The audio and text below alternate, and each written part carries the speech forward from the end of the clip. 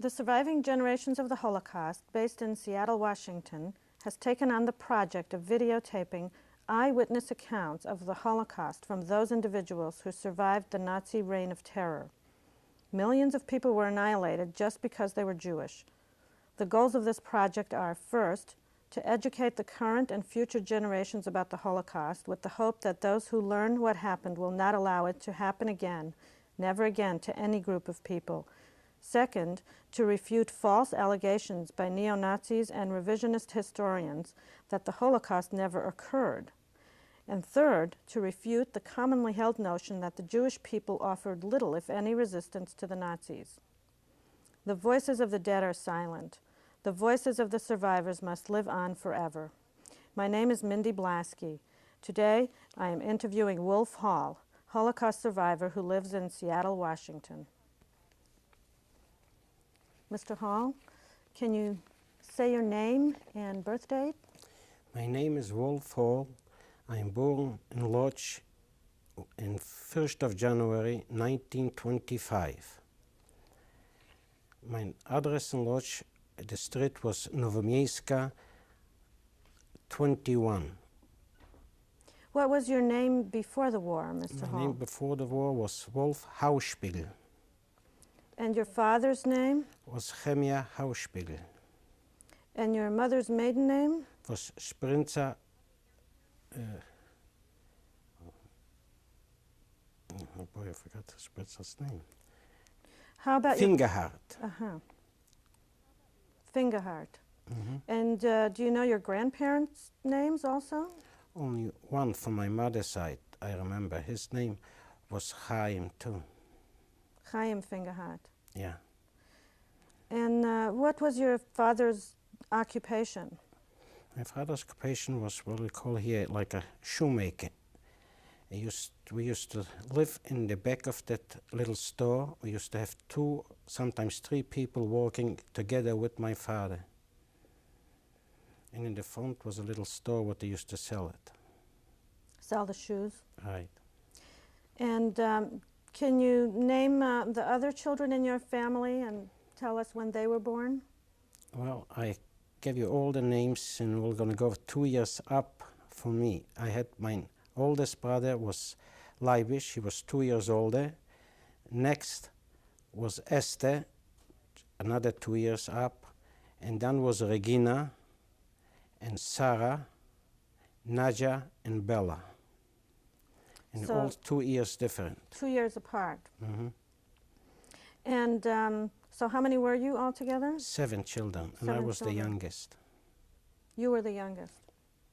How many other relatives did you have in Lodz?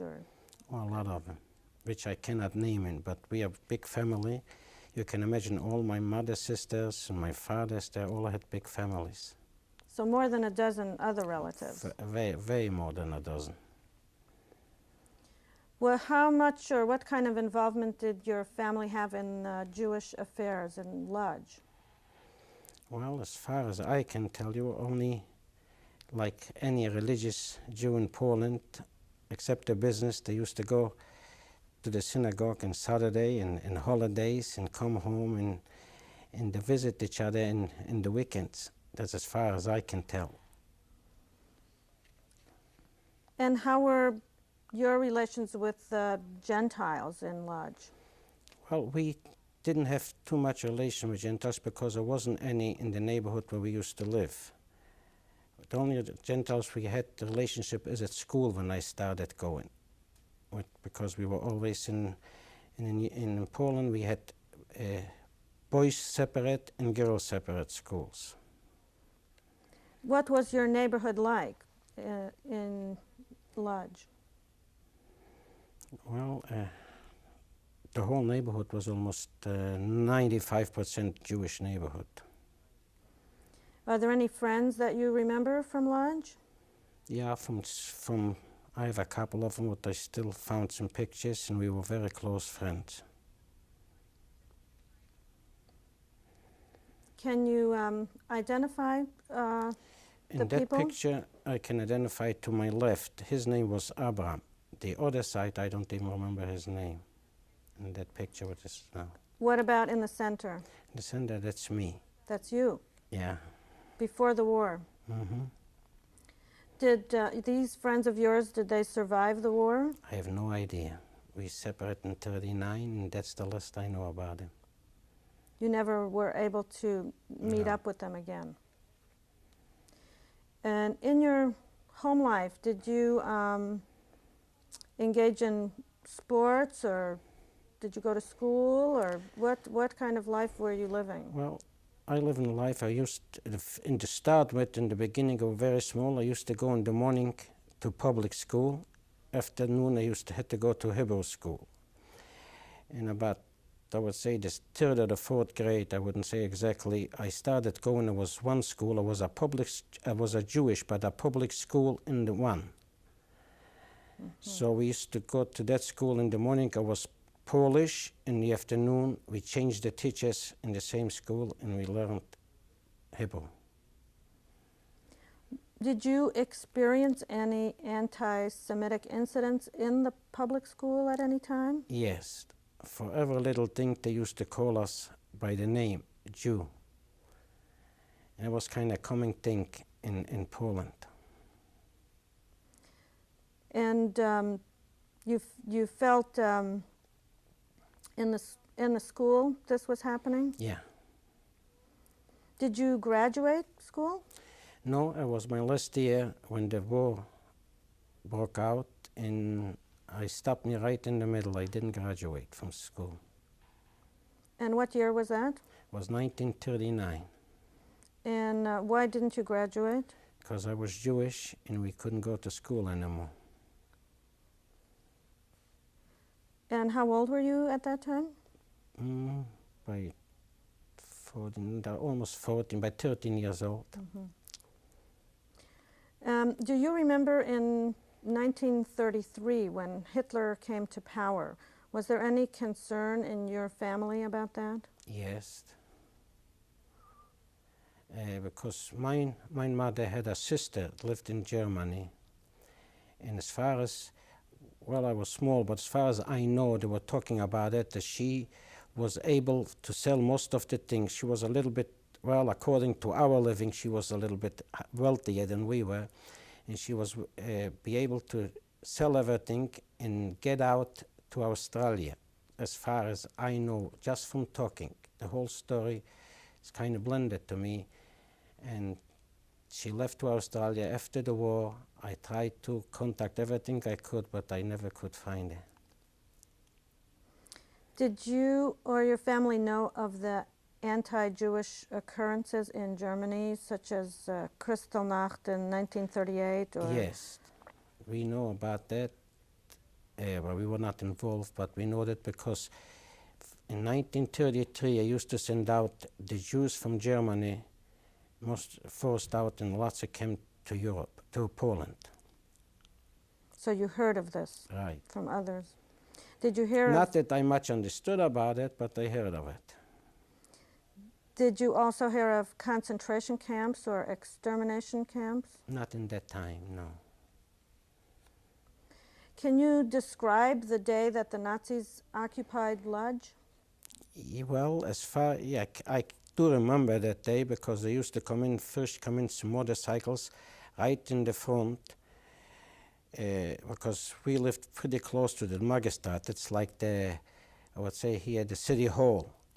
And they used to stop right there and take out deal. We was kids, we didn't know it, we make standing outside and waiting for them, and then they used to start coming in, army one after another, and marching in. And that's as far as I can tell you, they come in, going through. How did the Nazi occupation affect you and the others that you knew? Well, it depends when you start saying that. When they came in, we didn't have nothing to do. But after they was in Lodz for about, I would say, a week or two, not much longer, we start feeling that they were into it. And what kind of things did you notice? They noticed the first thing they told us is we had to wear a yellow star. And the second thing, we had to start moving out from the main streets. All Jews has to come out from all the main street from Lodz and back up. They didn't care where, but we had to give us, they came in and says, well, you have 5 hours, 6 hours to move out. That's all they gave you, and you have to move out from there. From people had to move out of their houses? Of the houses, yeah. Whatever they lived, didn't make much different. And they had to move back. But in that time, everybody had so big families in Lodz that they moved in with one another to the streets where we still could stay. And after a little while longer, it's kind of hard to say a time, we was talking they're going to make a ghetto because they were starting getting more and more streets from the main city up to the back, so they will start talking a ghetto. How did this make you feel, wearing a yellow star, people forced out of their own homes? Well, everybody can imagine how it makes us feel, but we had to do it. And if they catch you without it, they're punished for it. And who was enforcing this? Officially, the Germans. But maybe I shouldn't say that, but we were afraid for the Polacks just the same because they could point the finger for us. Did you see that happen ever? We were scared to find out. So I personally didn't see it, but I heard about it. It happened. They pointed, yeah. That somebody wasn't doing what they were Yeah, ordered or supposed to do? Mm-hmm. How did your family react to all these events that were taking place? Well, soon they start talking about making a ghetto for some reason, which I'm not going to go into details, but my parents, especially my father, said we're going to leave the big city because Lodz was right away gained for Litzmannstadt, changed for a German city. Lodz actually was Volksdeutschen, that means Germans, Polish Germans, was about 3/4 of them lived in Poland, in Lodz anyway. So that was changed for Litzmannstadt, and my father says, well, that city isn't, since they talked about the ghetto, is not going to be livable. So he packed a few things and put in a horse and buggy for somehow, and we start getting out from Lodz. That was almost by the end of '39, before they made a ghetto. And what had you heard about the ghetto, or what was the concern? Well, there was were we going to close up, and they start getting scared for some reason. I'm too small to get involved in that, but they were scared for some reason in the ghetto, and they said, well, maybe in the other little towns, it's not belong to Germany. That's already changed, so that's the reason he left. And how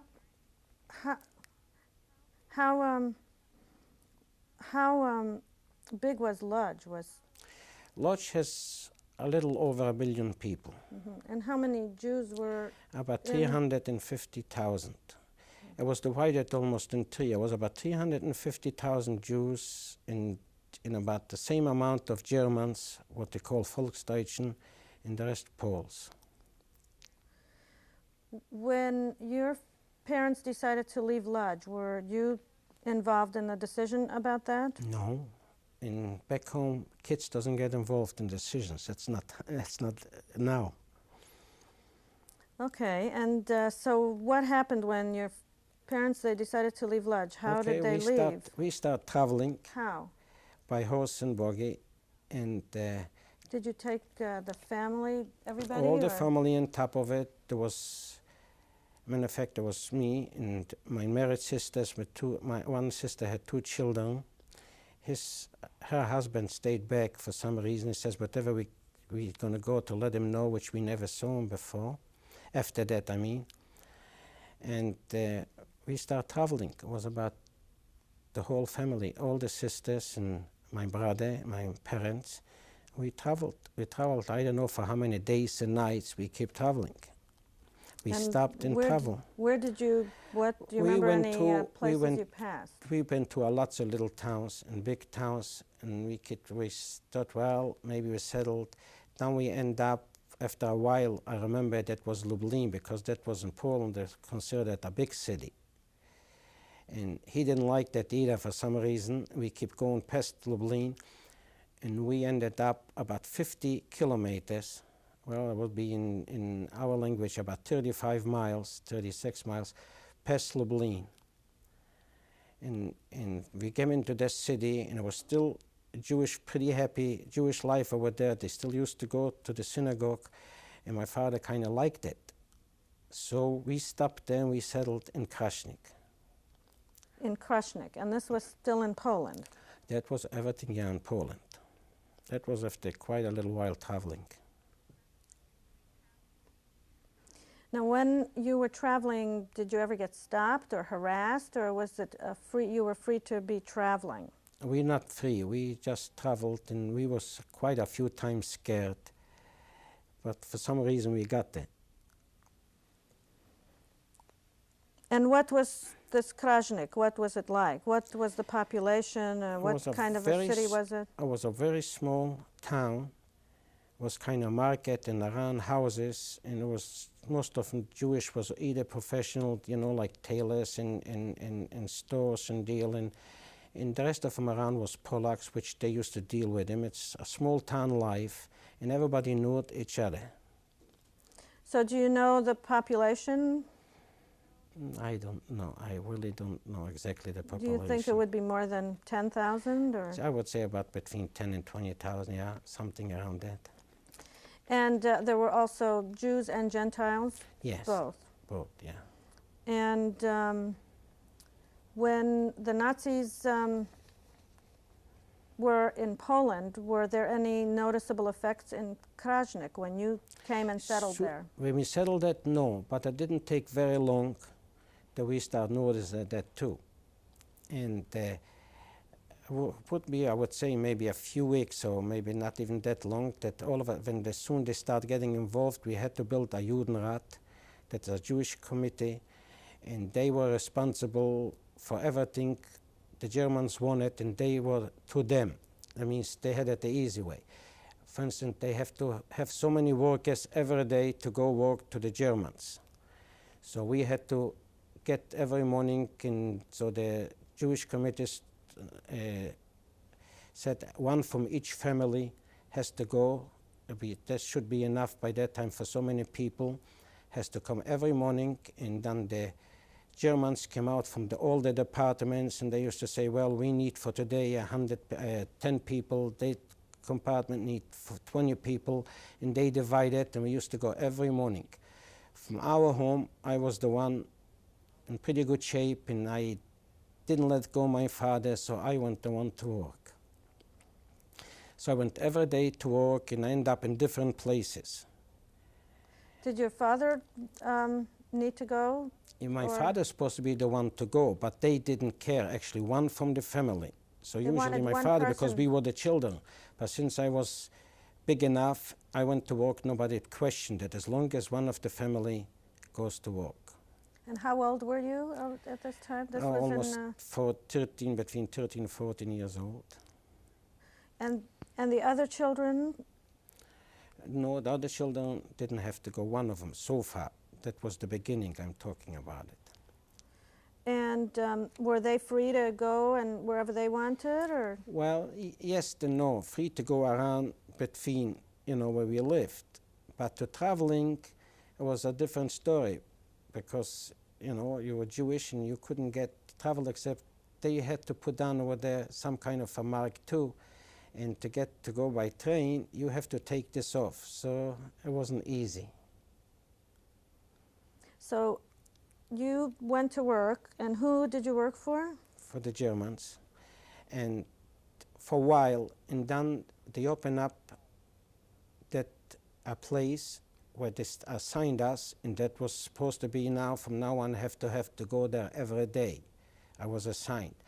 And that was the place where we built it, just take off a piece of land, and that was between Krasnik and the railroad station, about a half a way down. And the rail station, I would say, was about 10, 12 miles away from the city.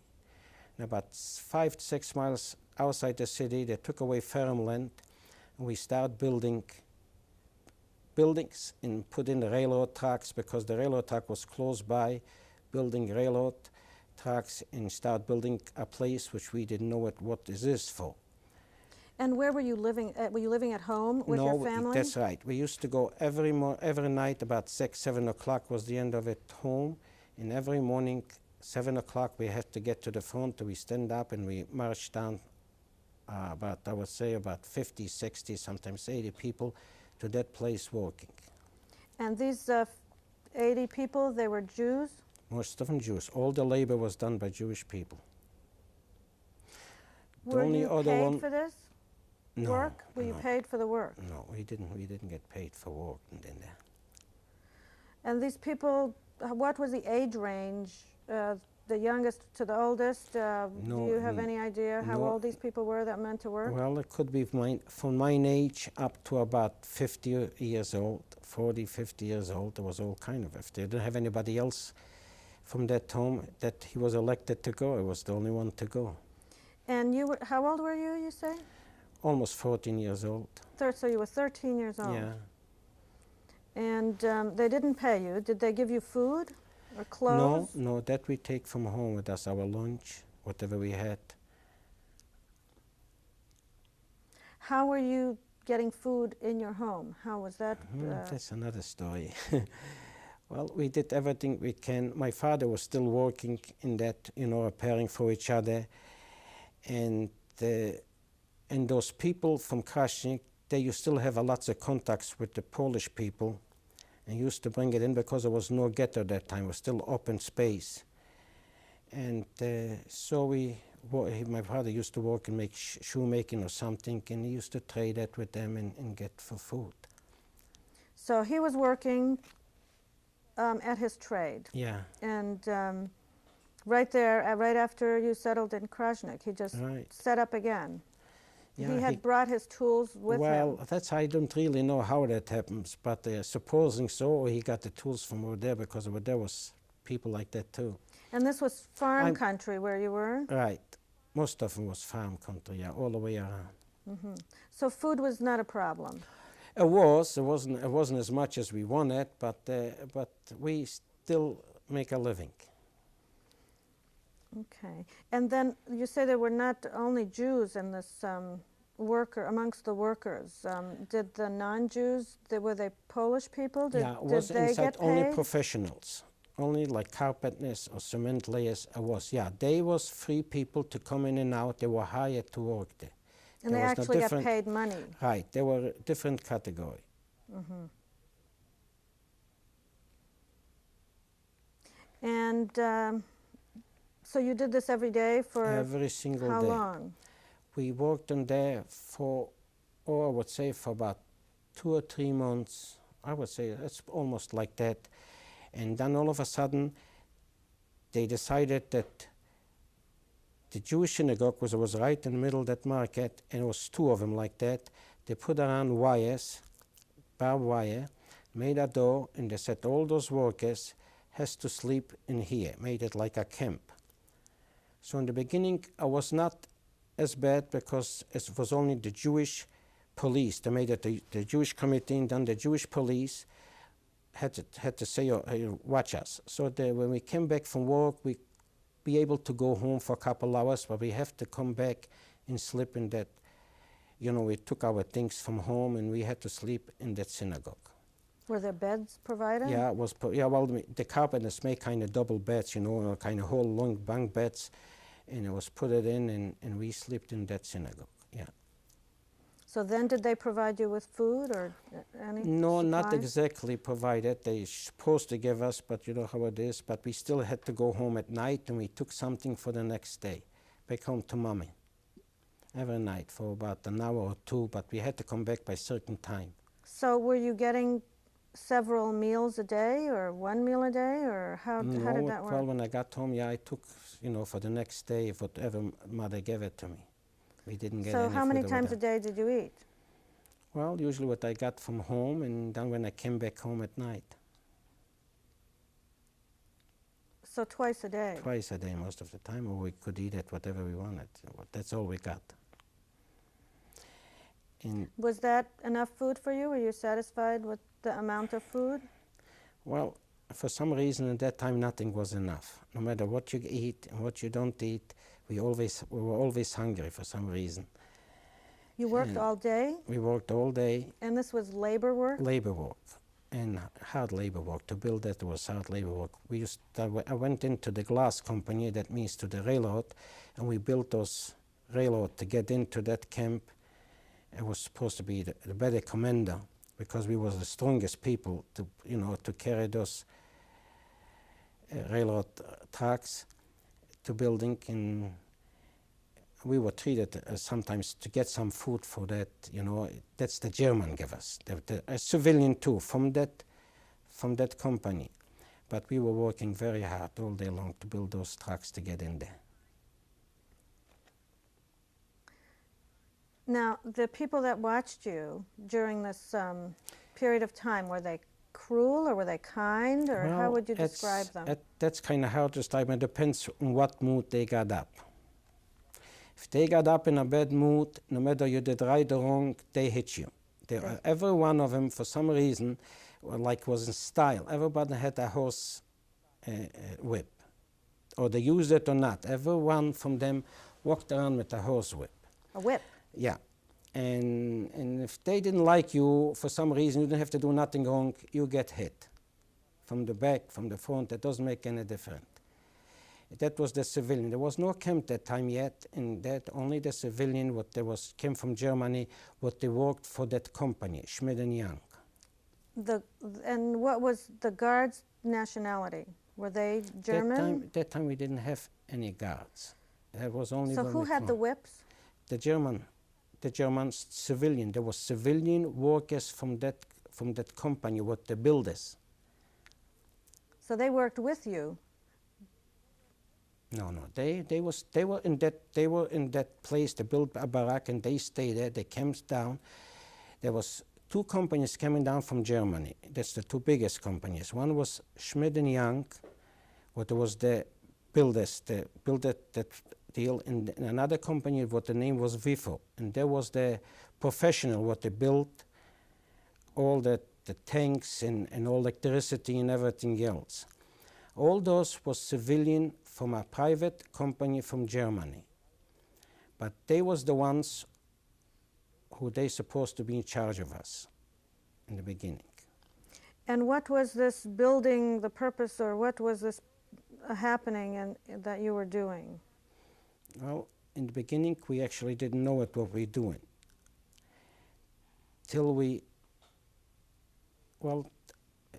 Finally, I can tell you that we're supposed to build that 3 big tanks, 1 million gallons, a liter actually, to a tank. And we're supposed to call it a refill station. In Germany, there was an Abfüllstation. And after we were supposed to be through, and they used to come in the big railroads with the tankers, we unfill them to those tanks, and later on we refill them in drums and in those army cans. We send them to the front line to Russia. Fuel. Fuel, yeah. That was the purpose for it. So can you describe the work that you did? How many hours a day did you have to work? Well, what I'm talking about that actually is later in the story when that was done. Oh, well, why don't you tell me the story then? What happened after you were sleeping in the synagogue instead of at home? One morning we got up and they took us to work, and it was kind of noisy. Everything was kind of rushing in town because they didn't let us that evening go home, and then they let us, and they made sure that we all back. And next morning we went to work, and when we went to work there, all of a sudden they says we're gonna took 2 barracks away from that army in the site. It was no army, that I was civilian actually from that company, and they put around barbed wire in those 2 barracks, and that's, we didn't know that for when in the beginning, because when we were standing and working, all of a sudden we heard that shooting and crying over the horizon from the road from downtown going to these railroad stations. Well, we figured it out right away what's happening. For they call it in that time, in this was supposed to be Judenrein. That means Jewish clear from that town. And that night before was the last time I saw my parents and my sisters. But we heard that all that crying and the screaming and the shooting, and we know what it is. We couldn't see it because there was kind of, the field was away about a mile or so from that road, so we couldn't see it, everything. But we heard it and we know exactly what it is. Later on, when the Polacks came into work, they told us what happened. That's all the way down from the downtown to the railroad. Corpses, kids, and all the people what they couldn't walk, they just should right, and we know so many things laying on the way to the railroad, and that was the end of it. And that same day, it comes after work, it came down 2 guards, or 3 guards was it, and they took us back to the synagogue to pick up all those things, those clothes what we had, in the blankets from there, into Marchbeck, and we're going to stay in that place now and sleep there too, not going back to the synagogue anymore. And the synagogue was another camp there, but those people who worked in town stayed there, which we didn't know it's going to be another camp, but there was under the same rule. But all those people who worked in that place, we always had to stay in those 2 barracks. So when you went back to the synagogue to get your clothes, did you notice anything different about Krajnik? Well, we talked to those people there was still people in that camp, because that was the commandant and everybody else was in that camp. And they told us that nobody else in the downtown anymore exists, nothing more exists, no Jewish anymore, only those people in that camp. And we're going to belong from now on over there. We're not going to come back here to sleep or do anything. And what happened to the people? What happened to the Jews that were in Krajnik? That's something we're never going to find out. Where they went or what happened to them, we'll never be able to find out. But you heard people screaming and you heard shots. Oh, we could have heard it, everything so loudly and so clear. How long did that go on for? Oh, I would say for about 2 or 3 hours or more. Because there was children, babies, they couldn't walk fast. That's why was the whole shooting. Did you think of your family when you heard this? Of course. What was the reaction of the other Jews in the camp? Nothing. They were staying and crying and working. Because we had somebody in the back of us, we just still had to do the work. And they probably know exactly what's going on too, but we had to stay and work. Did people seem upset? And how? Well, because it was clear. We know exactly what's happening. Because we know that from other towns, they had a word for it, Judenrein, and we know exactly what's happening. So what actually happened to your family members? Who was in Krajnik? Who was the not? only one that was left with me was my brother. He got in working the same with me, and he was left. The only family I had left in that camp was me and my brother. And what happened to the rest of your family? That's what I said. They left me at that transport, and that's the last time I ever heard about him. So there were some people that were killed right in Krajnik, and then other people went on a transport? Yeah, most of them went on the transport. Yeah, it was a lots of corpses there, but that's what I never saw that either, because the Polacks told us it's a lots of dead bodies from Krajnik and the way to the railroad, a lots of things laying around, what's scattered around, like the clothes and things, the whole few miles all the way down to the railroad, and most of them left. And the rest of them was loaded on the railroad cars, like cattle, and they left. And where did they take them to, do you know? No. Don't know. We never could find out. Nobody ever found out where that transport went. So when do you last remember seeing your family? One night before that. And what year was this? It was, I would say it was 40. 1940. 40. Well, maybe the end of 40 or maybe beginning 41. Dates, I'm very bad to remember.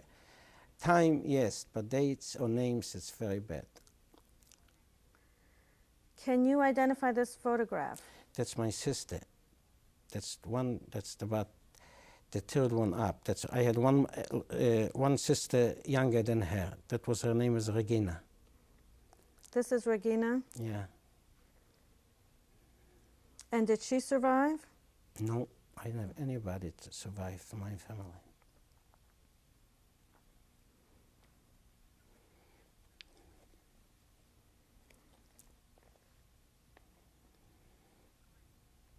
And so what happened next? Then you were not going back to the synagogue anymore.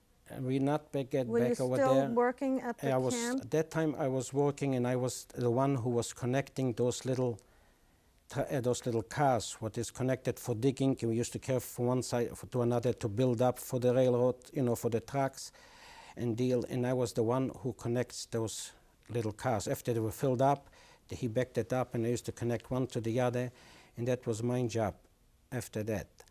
And I worked for that for a little while. And one day, some reason, he was drafted to the army, and the boss, that Franholz was the name for the boss from that company, came out and he says, "You go up and drive this." I was shaking just like anything else, but I was only one thing to say, "Jawohl." The only thing we ever learn how to say is "Jawohl." Or was right or wrong, "Jawohl." So I went up there, and I started driving that, and then thing was shaking, I tell you, more than I was, because I didn't know, it was a whole little train to go, and I was supposed to drive it. Only thing I was in it is when I was hanging on to it by connecting, and I watched that guy driving that. I never tried it. And here he tells me, "Go up and drive." And I have to say, "Jawohl," and go up and drive. So he didn't show you how to No shift way, or just go up. He thought I know, I don't know. Well, anyway, I was over there from Czechoslovakia, a civilian too, Volksdeutsch, a mechanic. He probably saw this, I don't know. But he came over and showed it to me, how to do it. It was helpful for me that time, because I was shaking, and that was shaking, And he says, "Take it easy, just turn that not in one time, little, till I start going, and keep going." I never drove anything before in my life. And for some reason, I got used to it. And I was the driver the rest of the time I was in that camp. In the camp? That was quite a help, but I got used to it, and I was the driver. That maybe make me probably survived. You think it helped you survive? Yes. Why? Were there people that were mistreated in the camp? Did you? Most of us. It was not such a thing, mistreated. You see, in a way, we were better camped than Majdanek or any other one away from us, but we still were in a camp. We still belonged to the SS, which we had, after they closed us up, we had Ukrainian guards. We out and in. When we got into the barracks, we belonged to the guards. We went out, supposedly we belonged to the company where we worked for it, in civilian clothes. You mean like the Schmidt and Young company? We belonged to them, actually, because they hired us but the SS men we only saw once in a while coming down to look over the camp, and they were living in downtown camp over there where the synagogue was still there. And the Jewish commandant and everything was there. So mistreated is, like I says, most of the day we had to do only with civilians, only with either the Wehrmacht, there was the army, or civilian from that company. So did you ever notice anybody getting mistreated in any way? Yes, there was every day somebody was mistreated. It didn't go by a day, because one of those, it was divided in different sections of work, and everybody has a German Meister, what you used to call like the boss over them, and everybody had that little thing in his hand, that little horse deal, and if somebody else said the wrong word to him from their friends, the Jew was the scapegoat. He had to beat up somebody to let his frustration out. So it happens every day, maybe not completely that faithful, but mistreated one way or another. Was anyone ever seriously hurt or killed? Yeah, I was a couple times. What I can recall is one of them, what later on we found out was a young boy, maybe same age like I am, and he was from Krasnik, and he knows all the way around Krasnik, and the parents probably used to deal with all those farmers outside, and he went out And in the way back, somebody, because there was only one guard at the door, so he went out from the back side, and in the way back, they caught him. So they took him over. He was working for the Gleismeister Schulz. And he was my meister actually, because I was in locomotive and he used to go back and forth. And I had two meisters. But anyway, they brought him over. That guy took out the gun. I was sitting, just passing by, and he shot him right in his head, right there, before that little guy can say one word. Anyway, the rest of the people said that he sent them out to bring something for him. That was the saying. You mean the Gleismeister Yeah. himself sent him Send out him of for the something camp? to the Polacks to bring him, because he knows everybody. In the way back, somebody else caught him coming in. Either he didn't want to say something or something. He shot him right there, and he was covered up right there where he shot him with the dirt. So did he get reprimanded for shooting this No, boy? everybody just looked at him. It was nothing going to shoot at one of us. Were there other people that were shot? One of them was one more incident was I was just a plain truck driver, German, worked for the WIFO. That was with Schmidt and Young. And we were on appel, and for some reason they want to say something what a whole appel, and that guy came in. What's appel? Appel means coming out for a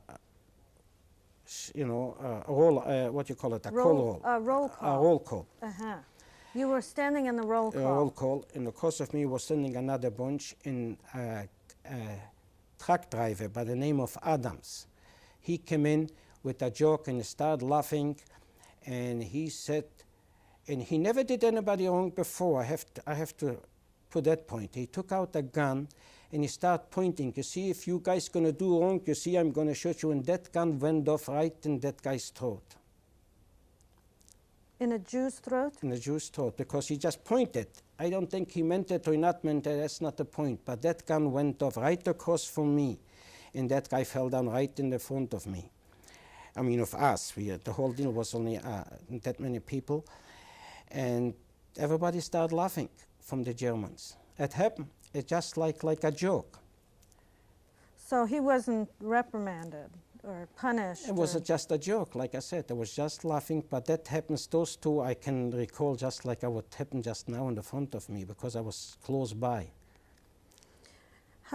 What were you thinking as you saw this happen? Well, we know that we not worth it. That's the reason I said no matter what camp it was, we was in a better camp, but our life, from day to day, we didn't think for tomorrow, because we never know what's going to happen today. And that's kind of the example what I can give it to you.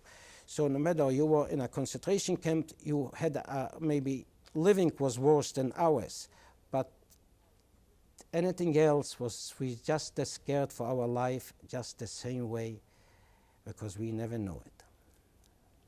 Did you ever get mistreated by anyone? Yeah, I wouldn't say no. I said yes, I did.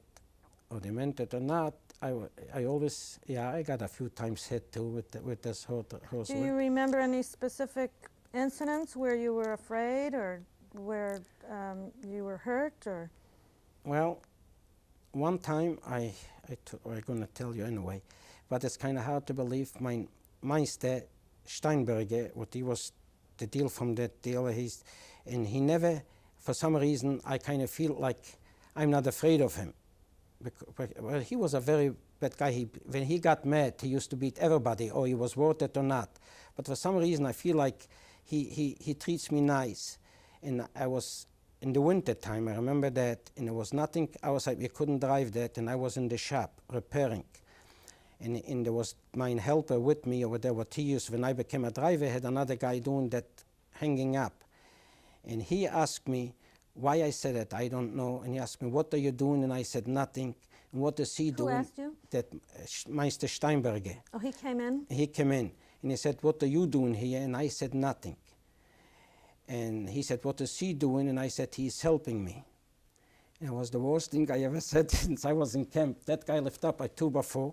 I jumped over that machine and out. And he cooled off very fast. He dropped the deal and he walked away. And I was scared I tell you, for a long time. I was scared to get close to him, and I had to work with him because he was my meister. He had to talk to me, and I was driving the log, but I was always sitting in one edge and scared. And that guy probably never remembered anymore, because if he, thinking now, if he wanted to hurt me, he could find me and corner me. I wouldn't say that I was, that deal that I ran away from him, but he cooled off for some reason, and he never, and I was scared, I would say, for a long time, but I never got hit for that. For So that particular you incident. got away. I got away with it. And it's kind of, if you want to believe in miracles, I got away with one. So did he ever hurt you? After that, I was lucky. That was already very late in 44, before I was liberated. Either he called me, I cannot recall why, but he was in the back of me because I was kind of open deal where I was sitting then driving.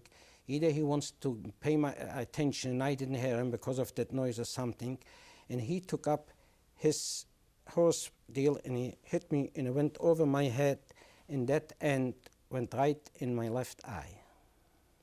The whip end? Yeah, the whip end. And that whip end usually has little wires, and from beating so much, that leather wears off and the wires sticks out. Oh. And that hit me right in my left eye. And that was the end of it.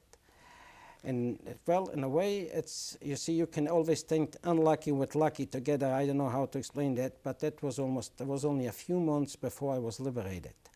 What happened after you got hit in the eye? I got hit into the eye, I started getting blurry. Couldn't see much of it, and little by little more blurry. I went into we had a doctor there. Did he help you up, or was I wasn't injured. I mean, I just couldn't see anymore, and that I could see, but all of a sudden I started getting blurry, and I say double. So he didn't come to your assistance? No, he just hit me, and I turned around, and I says, jawohl, and he told me what to do. I didn't pay attention to my eye. It just went there, and I was still doing what he told me to. I didn't pay no attention because I didn't even know it's fate or whatever he did to my eye. And I did whatever it is, but I started getting blurry. So at the same time I went in, after I got into the camp, I went into the doctor. So you finished work that day? Oh, yes. There was nothing. I just see double, and it was kind of blurry, but I didn't pay any attention. There was no kind of such a thing to pay attention to little things like that. So I went into the doctor, and that doctor said, oh boy, you got, I don't know how to say that's kind of, your blood is infected, or it was going to go to your whole body, because that's an infection. That wire, what he hit you, whatever it was, he didn't know it. He said that wasn't clean. But he says, well, I can do whatever. He was not an eye doctor. Maybe I would be saved. But whatever he did, I don't know. But he says, you're not going to see on it anymore. And I can tell you two things. Either I can save your life, or you can die if I don't do nothing. So he says, do whatever is necessary, because if not, he said, that infection will go through your blood very fast. So actually, I don't ask any question what to do, and I says, do whatever you can. And he did something to save my life. I didn't see, next day, the same day I still was blurry for it, the next day I didn't see nothing anymore. And not too many people, even from ours, know about it, because I was scared if they're going to find out I don't see in one eye. See, we were so scared for our life that if they find out I'm no good anymore in one eye, I'm not going to work there anymore. They're going to find me a way to get rid of it, or whatever, send me to the concentration camp, whatever. So not too many from our own people know about it, except the close by, like my brother and the guys, whatever found out that I got hit. Usually some of them knew about it. And I had a bandage for a little while, and so I said, well, something in my eye or something, so they didn't pay any attention. And I so you didn't get a lot of sympathy? Nobody even knew about No way, this. no. I didn't want to get sympathy. I was scared. Like I said, if you're scared for your life, you don't care about that. But I didn't see anymore. The next day, nothing almost. Whatever the doctor did, I would like to know what he could do. I mean, I never know even what he could do. But he did. He saved my life, not to get infected. And he monked around with that eye for a long time, and no anesthesia, no nothing. I was in pain all right. But the same night, and I was working like that till I got liberated. But whatever he did, it helped you to feel I better in didn't, your it whole... looks like that I didn't get it, my body wasn't affected, whatever he did it. I lost it. In other words, I lost my eye. You lost your eye completely. Did you keep the patch on the whole time? Yes, I had to, yeah. Do you remember took the name over. of the doctor? No way. I know he was from Warsaw. And I think he was a family practitioner, what I said, but they had nothing to do with eyes. I know that much. But he said, I can do whatever I can to save you. Do you remember what he looked like? Can you describe what he looked like? No, it's an average guy. Average guy. Yeah, it's, probably I would say he was in the 30s, probably middle or the late 30s. Was he also Jewish? Of course, yeah. Uh-huh. He lived right in the same barrack, but he lived, they call it, well, we was, like I said, we were lucky. We had a hospital, and he was 2 beds in that. One of them he slept, and the other one was if he needs somebody, a patient. And he lives in that, it was kind of divided in the same barrack. So did he actually have medicines? Yeah, that he had was pills. No matter what you go in with a headache or with a stomach ache or with sickness, he gave you the pills. That's the only thing he had. The same pills? Yeah. And there was kind of like was it yellow, pink pill, something like that. And after that, you only go with pink colors. I mean, yeah, for a while. But that's the only thing you had. He had some bandages there, something, but not too much. Not a lot of supplies. Not a lot of supply. So he did what he could to help you, but since then you can't see out of that eye. No, I lost it. Now, And if you're going to ask me how he wanted to do this, I cannot answer that, because that was the only time he actually, the same Meister Steinberger hit me actually, really like that. And for what, I still don't know. He wanted my attention, he wants to talk to me, I still don't know. so he and hit you from the back? From the back, yeah, of course. You never heard him? From the front he wouldn't hit me because I would jump. But I didn't even see him. I didn't know he was there. And you don't know why he hit you? And I don't know. And But it cost you your eye. I wouldn't ask him either. Did you have trouble working, not being able to see out of one eye? Not exactly trouble, no. I did the best I could, the same way I could. So And I did you more till the end of compensated it. somehow. I compensated somehow. I didn't feel sorry for myself because I didn't have time for that. Let me ask you this. Did anyone ever escape from this camp? I was one escaped, as far as I can tell you, and escaped a few people. Why did they escape? Well, there was some talk about it, only talk what I can tell you. I was not involved in it, that they are somehow connected with the underground, outside the camp. And they arrest 2 or 3 of them for investigating. One of them from downtown camp, they came down. I remember 2 SS came down and took some of them from our camp, 1 or 2, and to question what they know. SS came down from where? From downtown. From the downtown camp. Yeah, from and Krasny. They came to your camp. To our camp, and they took 2 people away. And the same night was an escape. Probably they were involved too, and they were scared or something. Not all of them, but there was an escape. And how many people tried to escape? well, it's kind of hard to say how many it was. I really don't remember, but there was a few of them, maybe 8 or 10. And the most of them was from their people, except 2, what was from Lodz, where I was born. Most of them were from Krasny. From Krasny, they know, and that probably they too went with them because they know where to run. I wouldn't run. I wouldn't even think about it because I was didn't know even where to run over there. I was from a different town. So that same night, they came down from Lublin, from the main deal, a special commando, and they was going to shoot 10 people for 1. 1 what? For 1 escaped has to be shot 10. That was actually their law in any camp. So they know how many, and it was going on a dealing because we were not such a big camp, and most of them know what we're doing. So he was kind of big shot or something. The guy from the VIFO was dealing with them.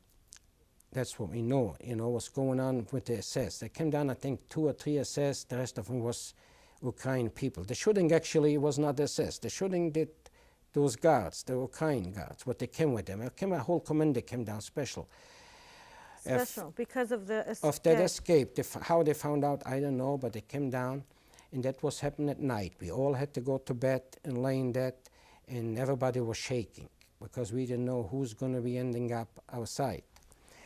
Anyway, that there was going on some kind of a dealing with the Berge, and whatever they decided, we're never going to find out either, but we know that later on they're going to take family. So there was one of them, what later on he was living with me, was a young kid too, about my age, maybe 2 years younger, or one. His name is Dawn. He is now living in Israel.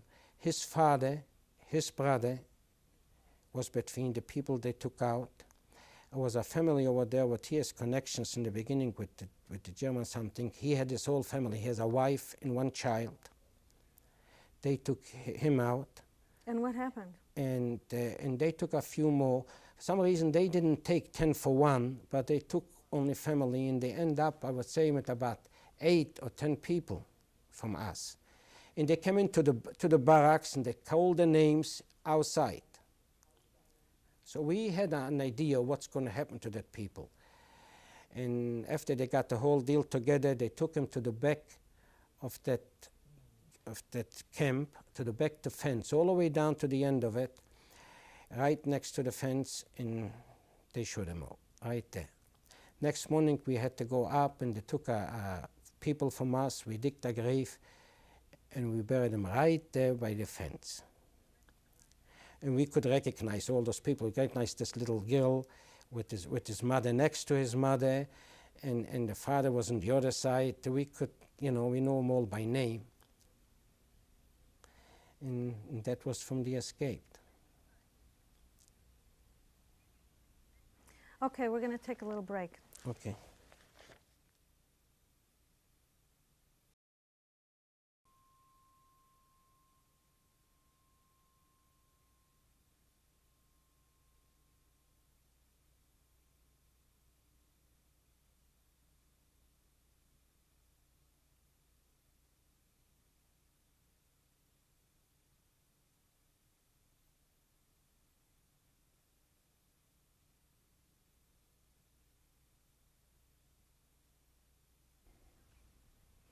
About the escape, did you know of this plan for the escape before it happened? No, I didn't have any idea.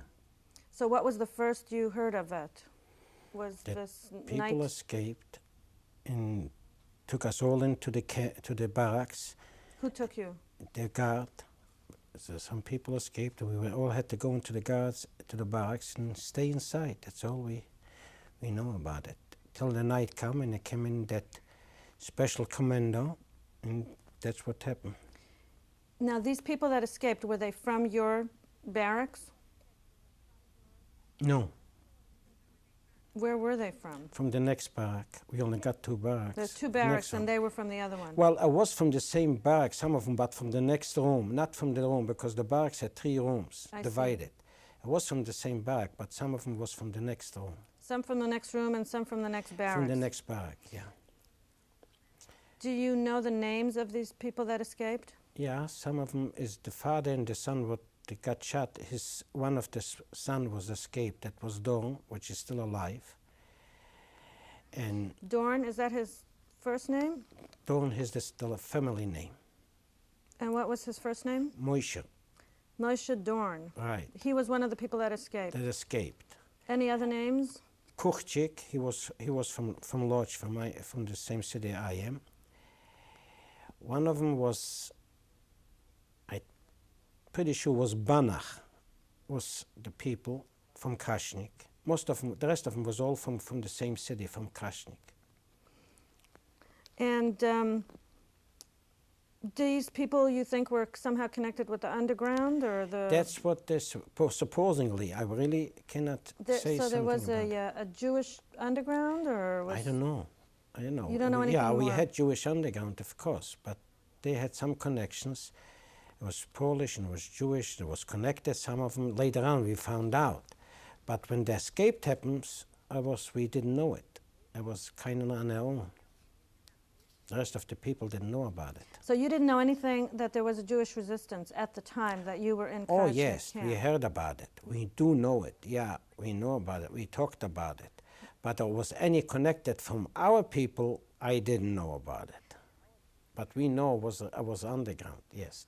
What did you hear about it? What did you talk about? Oh, that's the underground, that they damage railroad cars and they're fighting the Germans and or things like that they do in the. Yeah, we heard about all that stuff, but only heard about it. I never knew about it. Now, did any of the people that escaped get caught, or Yes, did they there all was get away? cut 3 people. It was days later. I cannot tell you how many days later. So we found out from this Krajnik camp that they cut 3 people in downtown Krajnik in jail, and they're gonna bring him down here. The word was already know it, and I said, well, what, they're gonna bring him down? So we take probably to punish him here. We didn't know exactly, but then one day we found out that before they came in the carpenters. There was the head from the German carpenters, I mean from the civilian, but with 2 other carpenters, and they built a gully right inside our fence, inside the camp, between the barracks. So we knew it right away what's going to happen, that they're going to bring them down. So, and they put So they built a gallows? Right, yeah, put in a 4x4, you know how it was not a special build, but they put in a 4x4, dig that in, and they put in, you know, 3 of them that time, and they put in those ropes around there, and they brought up a chair or a table from the barracks so they can stand on it, and they prepared it, and all of a sudden we make a roll call, and we all stand up, and it came from downtown on a horse and buggy, those 3 on the guard. They brought him in, the assessment with him, about 3 or 4 of them from downtown, and they're standing up, and they said that, you see, if you escaped, what's going to happen to you, hanging, and all 3 were standing there, and then one from that SS went over with this horse patch, and he hit that little guy, that Moshe Doron, and he says, you go on that side, to us, where we were the roll call. And that guy jumped over, and the other 2 was hanged right in the front of us. Why he saved his life, we don't know. He was a small boy. But he just hit him with his steel and he says, go on that side, just like that. And the other 2 was hanged. Do you know how old this boy was? Yeah, I still write it to him. I still friends with him. I visited him in 1981 in Israel. He lives in Israel now. Right. He has a wife and 2 grown up boys now. And how old was he then? I would say it was about probably a year younger than I am. So maybe about About 14, 12, 13 years old, yeah. He was there small because of his brother, and his father was working there, so they took him in, and he was standing there and working, and even if he was so young. So they hanged the other 2? The other 2 was hanged right in the front of us, and they were hanging all day till the next day. They didn't take him down right away after a hung. So we had to go out for our soup and for our to pass them. Pass the people hanging Sure, after? how big was that little fence around? So we had to go in and out and look at them all the whole next day too, when we came back in, and then they took him off. So they were both hanging at the same time? Right. On the same gallows? Yeah, it was, you know, divided in 3 of them actually. We made it 3 gallows, but they only hanged 2.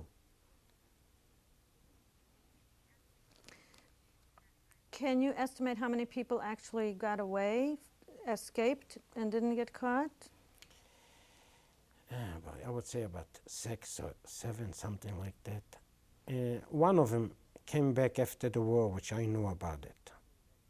He told stories how they were camping and they were, fighting and what they did. There are all kind of stories. But one of them, after the liberation, and they came back because I was liberated 1 year before anybody else from the Russians. So they came back in, and I was still in Krajnik for a while.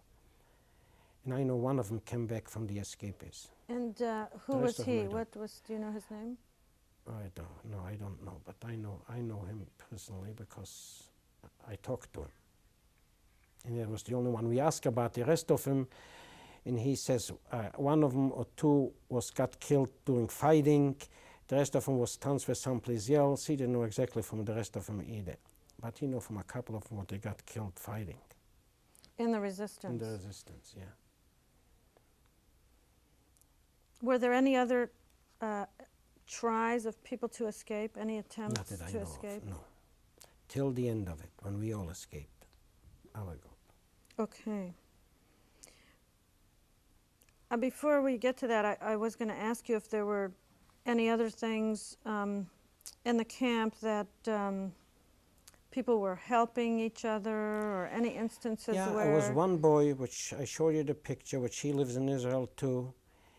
When I told you the story that we was listening, oh, that's the boy, his name is Vax, and he had a brother over there. He was older than I was, probably with about 4 or 5 years older than I was. He was The brother? Yeah, maybe in the 20s. And after there was the Judenrein marching to the deal at evening, when we came back into camp, that guy showed up. I was about in the corner from that place. It was leftover kind of little forest, not very big. I would say less than a quarter-mile square, well, much less than that. And I would say it was about 300 yards or 400, about 300, 350 yards away from the camp, in the corner from that little farm. And that little guy showed up crying for his brother, because everybody knew them except me, that there's a brother. So everybody could start saying, Vax, your brother's coming. He was a blonde little guy. For some reason, he wandered it away from that, walking to the railroad with all of them, and he was sitting in that little forest. And that little brother was frozen. He didn't know what to say. And since we didn't only have 2 guards or 3 guards that time, and I called him over, I went to the fence, I gave him a hand, and as a matter of fact, the guy, he was connecting those little cars for me, helped me, lift me up, so I stepped on him so I can reach over the fence. I gave him a hand and threw him over to the camp. And I says, go to brother. And why I did that, I don't know, but I kind of feel sorry. And we did it, and I did it, not we, but I did it personally, that for quite a little while, because that was almost in fall time of the year. So we gave him some, whatever the brother has shared with him, and gave him something. In the morning we looked up, we got up a few minutes earlier, we threw him back, and nobody watched it. He was running to that little forest, sitting there all day long. At night he came back to the fence, we told him to watch it so nobody can find him, and sitting quiet. And that went out for a little while, till one morning we got up and it was snowing. And no way out. Why not? Because we were afraid they're going to see trucks, they're going to start looking what's going on in camp. You see, we were scared for ourselves. So we put him, since we had the army beds, we put him under the bed, we covered him up and something, and he was laying there. When we came in for the soup for lunchtime, he came out, because when people is there, like I said, we wasn't watched so closely, especially in the beginning. And that went down like that, and that when we went out, he went back in the bed hiding, and that went out for quite a while. It was 2 of them. There was another boy, which I didn't have nothing to do. It was 2 of them, which, see, like I says, we didn't know from each other for a long time. And finally, those Christian people, which knows are there, how that happened, I cannot tell you, but they talked to the commandant, to the Jewish commandant from downtown. His name was Kava. And he came down with the SS, and he was kind of closer with the SS than anybody. He was the commandant. And he came down, we called those 2 boys up, and we legalized them. For some reason, they became legal, and they're supposed to clean the barracks. They gave him a job to clean the barracks, and they can stay there. And so that boy was saved. Was he saved in the end? Is he still alive? Yes, yeah, he escaped in the same time I did, and he is still alive, and I saw him in Germany. Matter of fact, my wife didn't know about that, and she went to visit another displaced person camp in Deal, and they found out she's my wife, and they came over and she met him. So how did she know And she came back and she says, you saved a boy, you never told me about it. Yeah, and they was so no they different. remembered Yeah. you. Oh yeah. they were very grateful for that, because they try to do anything she needs it over there to make it comfortable when she visited over there, because they find out she's my wife. And what was the name of this boy? Kava, his last name. His first name I don't even remember, but I know that Kava because there were two brothers. In fact, I was in Israel and they both still alive. He and his brother, they both escaped and they both alive. I supposed to see him and I didn't, because I went away. I was supposed to meet him because I met Moshe Ladon, the same guy what he's supposed to be hanged, and another guy what I helped him even after we were liberated. And he's supposed to arrange, because they know each other where they live, and I went away for a tour and I didn't see him. Then I came back and it was too late and I didn't see him. But I saw the other two. But they told me they're living there and they're doing all right. Uh-huh. And how old was this boy when you grabbed him over the fence? Oh, I would say roughly about 6 years old, something like that, 6 or 7 years old. He grew up very fast, I tell you. Oh, he grew up. When you did this, you helped him over the fence every day, back and forth. Yeah, Were you ever afraid for your own safety? No, I didn't even think about it. You see, if you think about what you're doing, you didn't do it anymore.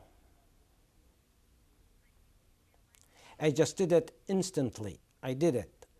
And if anybody going to ask me, oh, I was so helpful or something, no, I did it instantly, because I never think about it.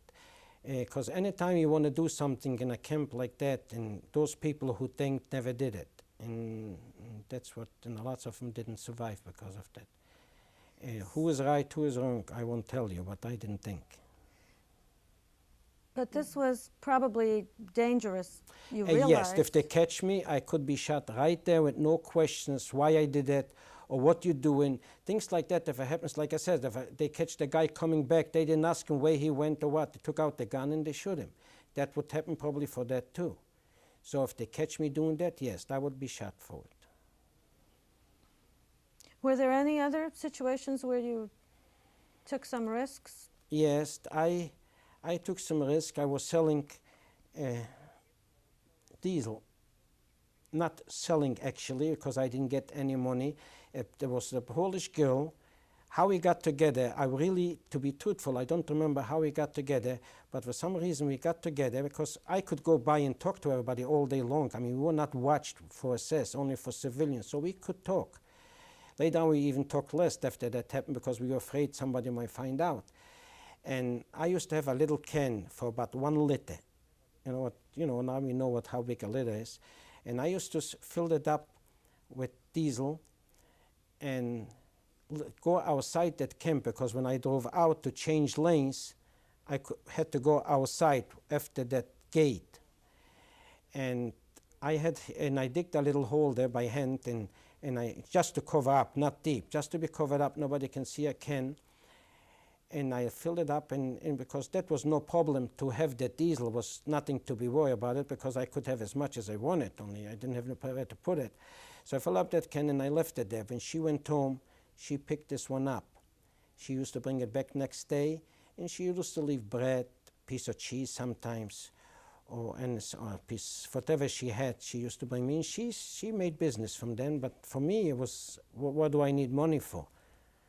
So I had with my few friends over there, my brother, the guy who connected me, and the other guy what they worked, because my brother laid on at a job to run the cement machine.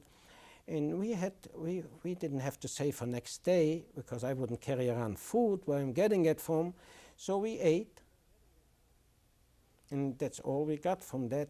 And that went down almost a long time. How I didn't get caught, it's, well, say any way you want it. But I didn't get caught, and I made it. If not, I wouldn't tell. I would be caught, I wouldn't tell the story to you. I guarantee you that. There was no way to tell the story if they would catch me doing something like that.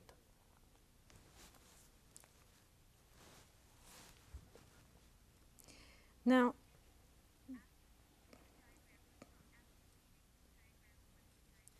can you tell us about this diagram? Did you make this diagram? Yes. What is this a diagram of?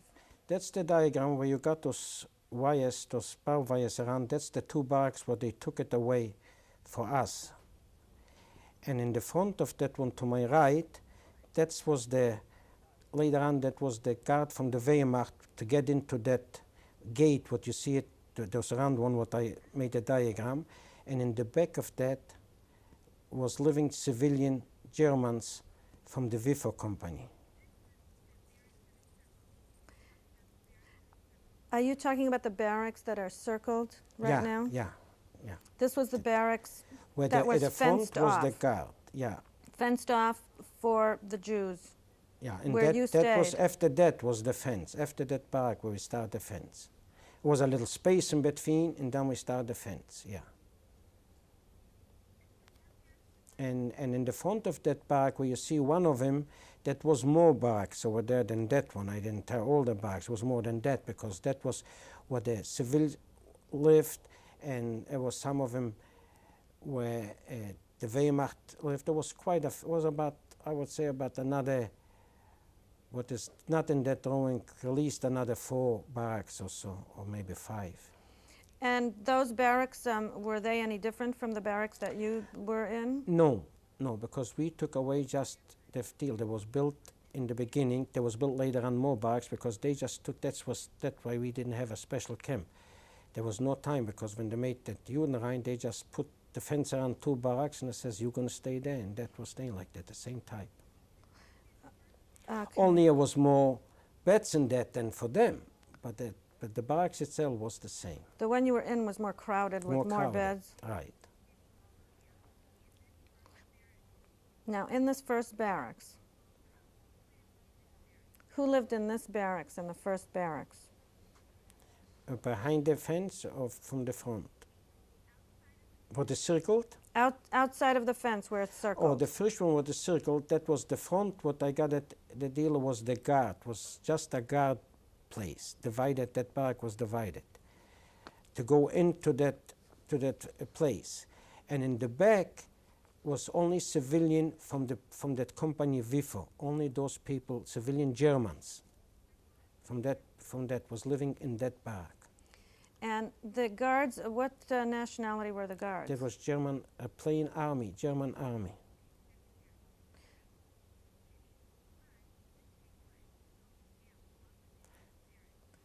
Now, what was in this barracks?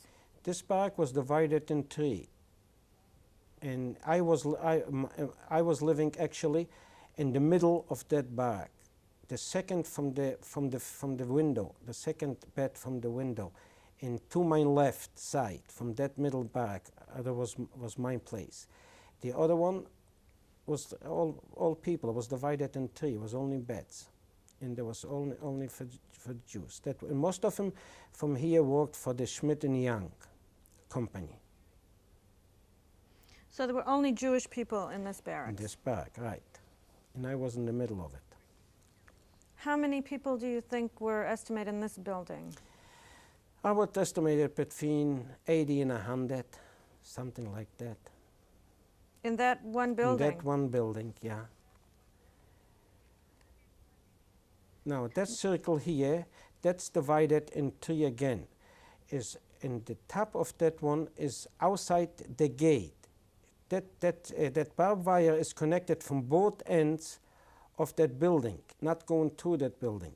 And in the front, the entrance from that side where the barbed wire is, that was the guard, the Ukraine, that was the guard that's supposed to be in charge of us from the SS. But that was 4 or 5 Ukrainian people there. One of them was from Latvia. He was the commandant for them. And they were living there. Now, from inside the gate, it was divided, next to that, it was divided what you used to call one the professionals. It was with a shoemaker, one of them who used to make hats, all in tailors, and deal what they used to work. You know, when the Germans need something, they work for them. They're supposed to work for us too, but they were first. And for us, the people who they know it, they work too. For a guy like me, I didn't have too much chance. Why is that? Because they didn't know me. See, most of the people didn't know each other were there. Because you were from a different city? Yeah, I was kind of, put it this way, I was kind of an outsider and from an outside.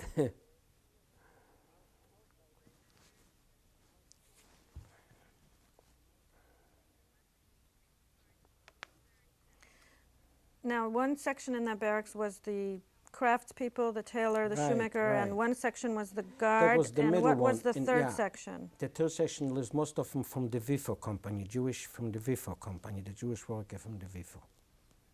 So Why they it was were divided like that, it's kind of funny, but it was kind of divided separate because they call them different company. And is this where the doctor lived also? Yeah, you go in and that, there was kind of little foreplace, and to the right was the room for the doctor, and straight up was the big room for the workers. That was, yeah, when you go in, you see to the left side, there was kind of a little forehouse. And it was divided in two entrances. That one was your circle now. That before we went to camp, that was for the people, the kitchen and the dining room. It was right in the front of that, or I would say about 15, 20 yards away from that fence, was that building. That's where you ate? In the beginning, that was the kitchen for us too, till later on they put on an army kitchen inside the fence. But in the beginning, that was the only kitchen, and we was going to take our soup outside the window from that kitchen, yes. And there was the cooking for the Germans too in the same kitchen. That was right, because they didn't have enough time to build anything for us. And that was the dining room and the kitchen, and they were still there later on when we had the kitchen inside, but they was still for the German, for the army. So no one lived in that building? No, that was straight a kitchen and a dining room. Were there any buildings around that building Yeah, or near later it? on past that building that was right standing like that, facing to our side, was the rest of the buildings, which two of them, I think one or two of them was for the civilians live, and the rest of them was for the army. The Wehrmacht. The Wehrmacht, yeah. And the nationality of the civilians? Germans. They were All Germans. Germans. From the company. Now that was the water place with pumps around there. Supposing that just in case for fire or something, it was a big swimming pool, built it, cemented, and it was always filled up with water. That's So what did we built people it, use yeah. it for swimming? No. It was it looks like it, you know, kinda, but it was just plain for that protection. Now that was the tanks. That was two big tanks and one smaller one. Two supposedly was 1 million liter, and one of them was 500,000 liter go in each of those tanks. And what was stored in those tanks? Gasoline. And that was the circle is right now. That used to be kind of round. When we drive around, that was kind of like a little island. And in the front, it was divided in two. In the back of that lives the chief from the Schmidt and Young company. He has his own barrack. And in the end of it was a little division where there was all the tools and all the deals holding there. During the day, I was with the two people working in there. And he has the rest of the barrack, the whole barrack by himself. Was that the same place where you were working on the machines to repair them? No, that wasn't that side where all the barracks was. Yeah, that was this area elevated, raised? Yeah, elevated. Yeah, it was kind of a little island because we digged in to make the road to come in from the main road. You see, and it went kind of all the way around, and that stayed kind of a little elevated island. And this area? That's the barrack where lived Berge, and that was the chief of the WIFO, the big shot from the WIFO. Named Berger? Berge, yeah, his name. He was the one who was dealing when we were supposed to, how many people supposed to get shot. What do you and mean? he saved quite a few, I suppose, because they're supposed to be 10 for 1. I told you that. And he was the one who didn't let it do it. So they didn't shoot 10? That's what we talked later. And that was the shop from all the tools giving out and all the merchandise. That was that building. That was the other side from the road, where our buildings was. The road goes between, and this side was both sides elevated. That is the gate to go in. To go in? To come inside. You see, you have a way. From the beginning you see it, but the gate was made way about a half a way in when it started. Is this a barbed wire? Yeah, somehow it was kind of open. You had to open up. You closed it and you open up kind of, yeah. It was a wooden frame with wires, and you closed it. And this area? This area was later on the Abfüllstation, and that's what we call it, the refilling, where there was underground piping from those big tanks, and after they came in and we had to fill it up. Those one of them was two of them. One of them was for drums, barrels, and one of them was for the cans, 20-liter cans Of gas? of gas, and we loaded that on the railroad trains, and that used to go to the front line. We know that because we talked to we worked that time. We already worked together with the Wehrmacht, with the soldiers, hand by hand. We filled them together. We were standing just very close together. We worked all day long like that with them together. So you worked as long as they worked, and then? No, we worked till they get finished. It was some days where they changed 3 times, every 4-hour shifts, and 4 times before we get in to get our soup, because they said if something has to go out, it has to be finished. If it takes 8 hours, it depends how big of a train it was. 10 hours or 15 hours, and sometimes 18 hours. We had to finish that thing till we can go in. You mean so only the Jews had to finish? Of course. They go in because there was enough of them to change. But we stay and work till we finish that job. If it has to be done, it was not such a thing to say for tomorrow. It says they need it on the front line, we have to do it. They don't. Can you estimate how many people were in this camp? How many Jews? How many Army? How many Army, no. German Jews civilians? maybe around up to 200. The Army, I don't know, because it's usually it comes and goes. They were changing. Civilian Germans, and those people were still there. Those civilian Germans from those 2 companies were still there till the end of it, because they were not completely finished. They still have lots of work to do, even if it was already finished to supply the gas, but they still keep adding and adding. So those 2 companies were still there, and those civilians were still there to the end. Now the Jews that were killed, were they replaced by other Jews? Did they ever replace?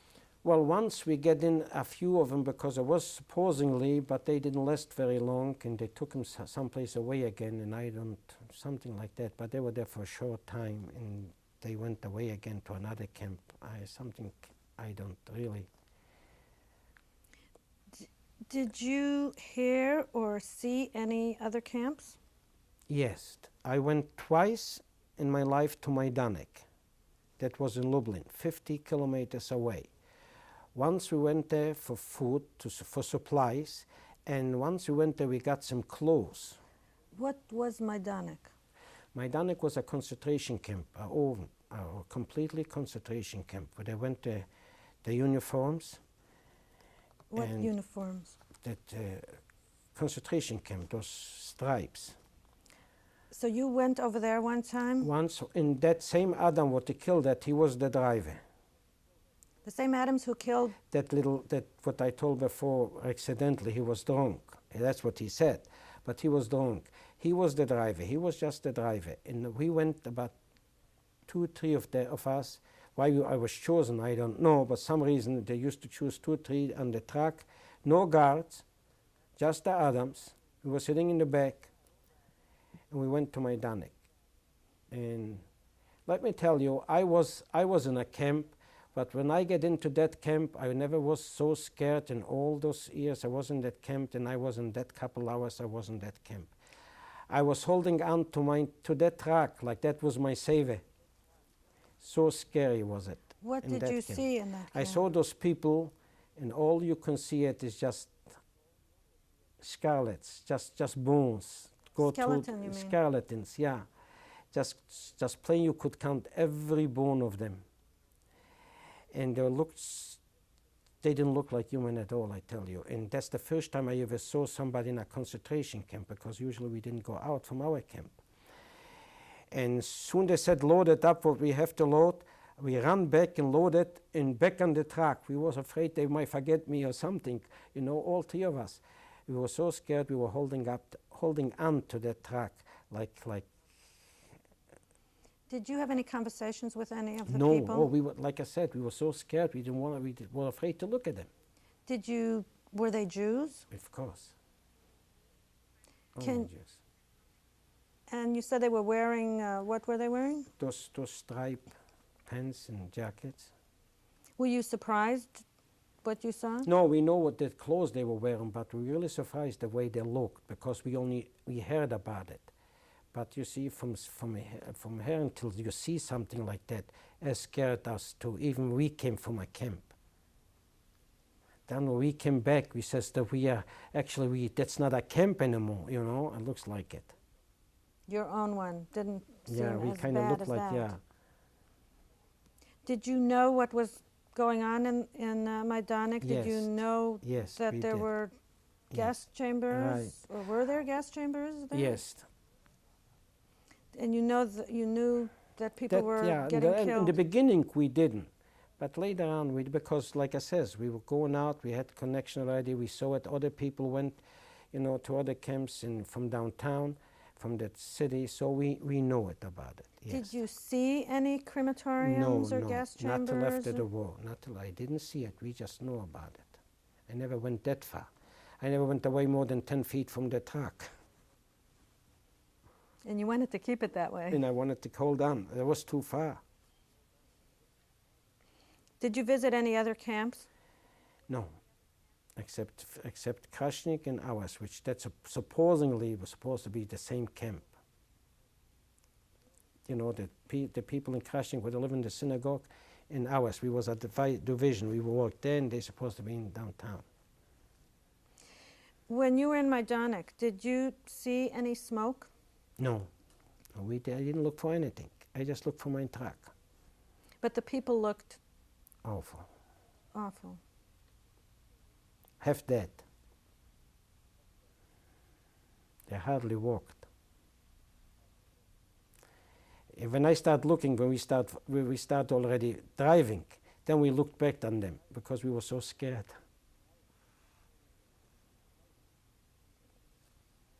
And when were you liberated? I was liberated in June 1944. And how did that come about?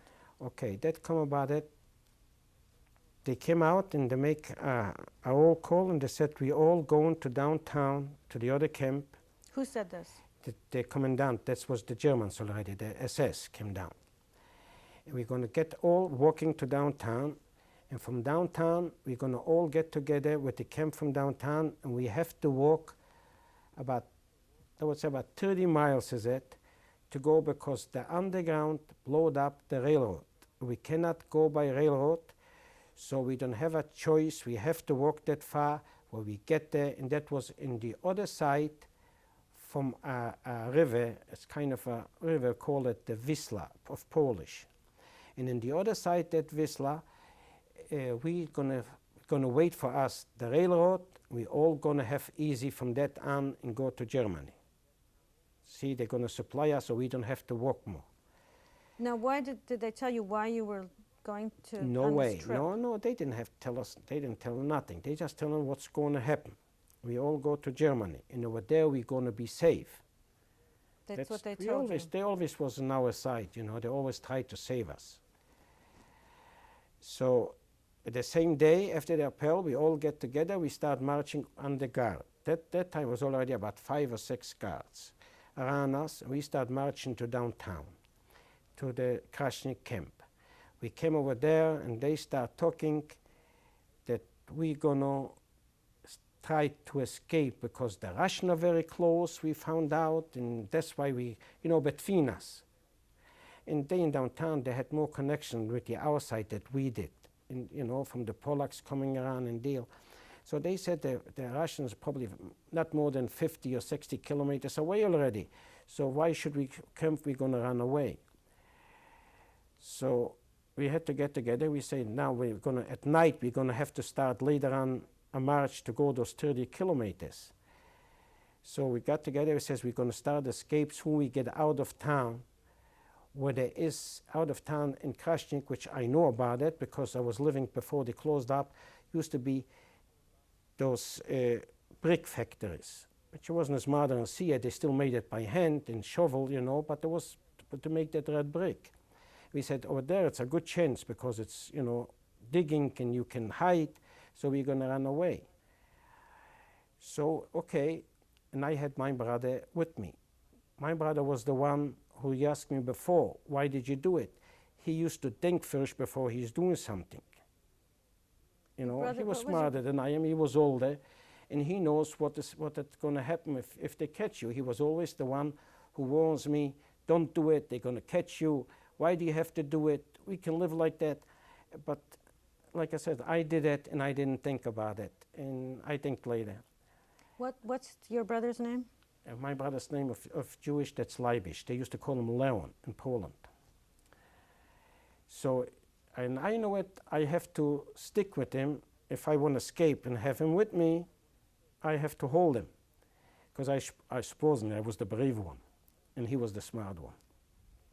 Anyway, what I did, when we started marching, what I didn't count, what I found out later, that there was a little fence what they built it. By the time I know the place, and it was 2 or 2.5 years later, since I saw the place, was a little fence. I don't know how high that fence was, but I would estimate it maybe 3 or 4 feet high, no more, because I didn't hit my face. It just, when I start, I hold on to my brother, and I says, when we start, that one that escaped, it was dark already. Nobody lots of people, you know, in between, everybody started running. So I didn't even look for anything, but I started running to the side to cross over the road, and I ran into that fence. And I got cut from that barbed wire. It was very small. So instantly I let go of my brother. And I fell over that fence. I tore myself over. I tore off a piece of my shirt, a piece of the pants. There was nothing. But soon I let him go, he stopped right to that fence, on that side. And that was the last I got of my brother. He didn't climb the fence. He didn't. And he only had to go is 12 more inches, 1 more foot. Just fall over and lay there.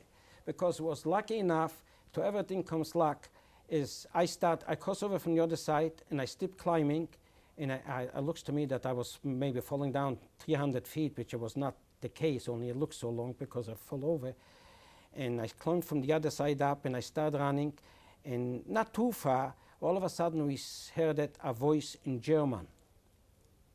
Because they start shooting, you know, the guard, we start running, they start shooting. Maybe they killed some over there, I don't know. And a voice came over very loud, and we was laying there, quiet. And that started getting who's in charge here, and that assessment, the real commandant, the big shot from the SS, came over, and he said in German that we have to take the Jews over there, so we don't have the train, so we have to walk with them, and they tried to escape. And that officer, he probably was very high ranking to talk like that to an assessment. It had to be very high ranking. I never saw a face, all a voice. And he started giving hell to that guy. He says, if you're not going to stop shooting, I bring over my people and I'm going to shoot you with the Juden together, with the Jews together. So it quieted down. So we would not escape, and we were not scared to run anymore because there was no shooting. So we were laying there. Why did he say that? Because I was very close there in German. He was explaining to him that the Russian is so close, and I have the front line here, my army, and you scare them. You take the Russians already here behind us. Because who can shoot, you know, behind them? So for some reason, they stopped right there. And they start calling eintreten means get together again for marching. Eintreten for marching, and then I heard my brother's voice calling me. So I figure right there, he's left. And that's the last I saw him. And up till that time, we were together. That was the last of my family.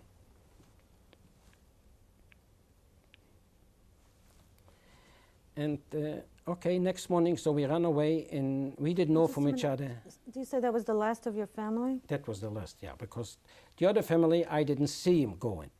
My brother, I see him walking away, yeah. I mean, I left him right there. If he would make it a few more inches, he would, if he would go over that fence, even if he would not going any further, there would be no way back. What do you think kept him from going over the fence? I don't know, he got frozen or something. He was always, was counting on me to pull him or something. I don't know. Now, right before the escape, you were already marching? Everybody was marching away from on camp, this yeah. 35-kilometer walk? 30 kilometer, yeah. And I was holding next to me, all the time, up to that fence. I mean, in that fence, he was straight next to me. Only instantly, for some reason, I let him go because I want to throw myself over to get loose from that wire, from that barbed wire. So I let him go by hand. Thing is, I know it's going to happen. For some reason, I let him go anyway. I know my brother. I know that I have to pull him. Who did get over? Well, next day we got up in the morning when it became daylight and was released. About 50 or 60 people went away that same time. So that many people escaped? Escaped, yeah. And the rest? And the rest was marching, keep on going. What happened to those people? Very few, nobody. Very few came back from those people.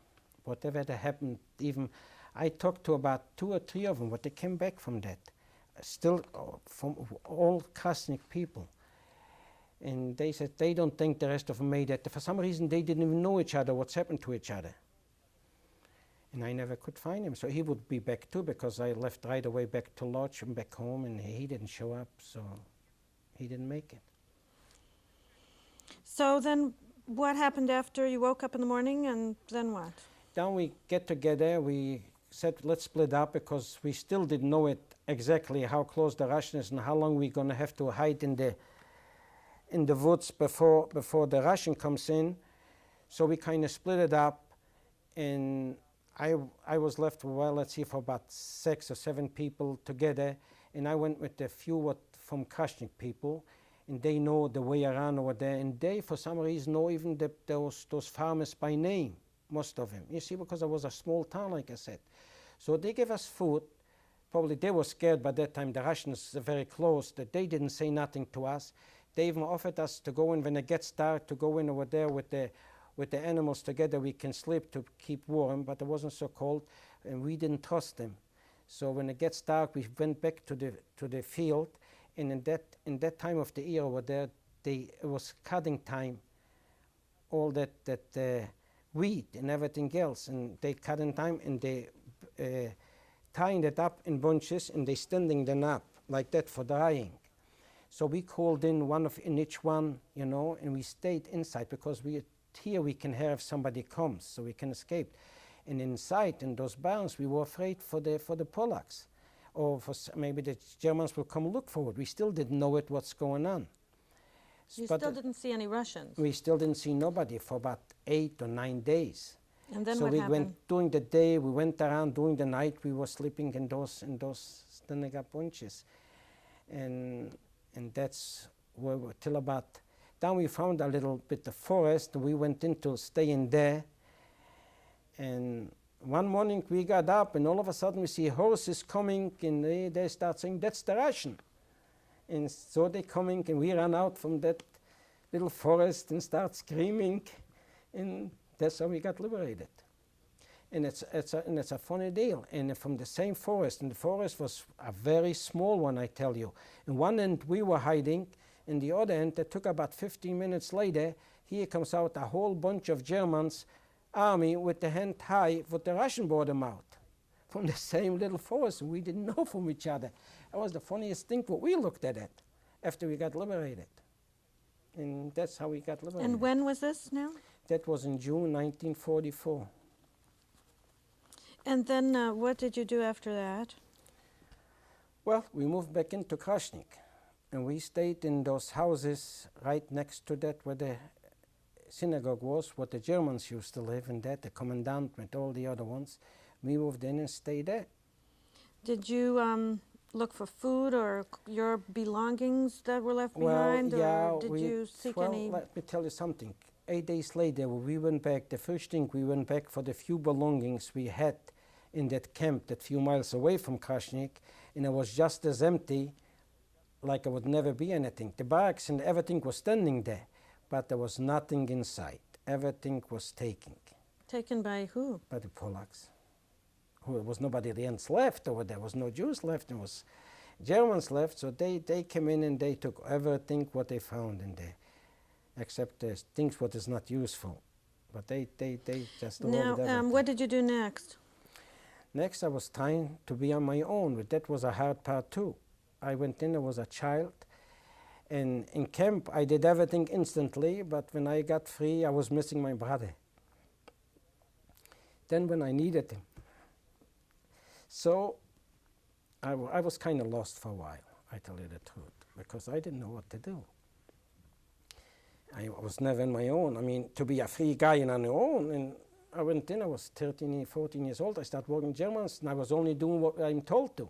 And here I have to do it on my own, so I was kind of a little lost.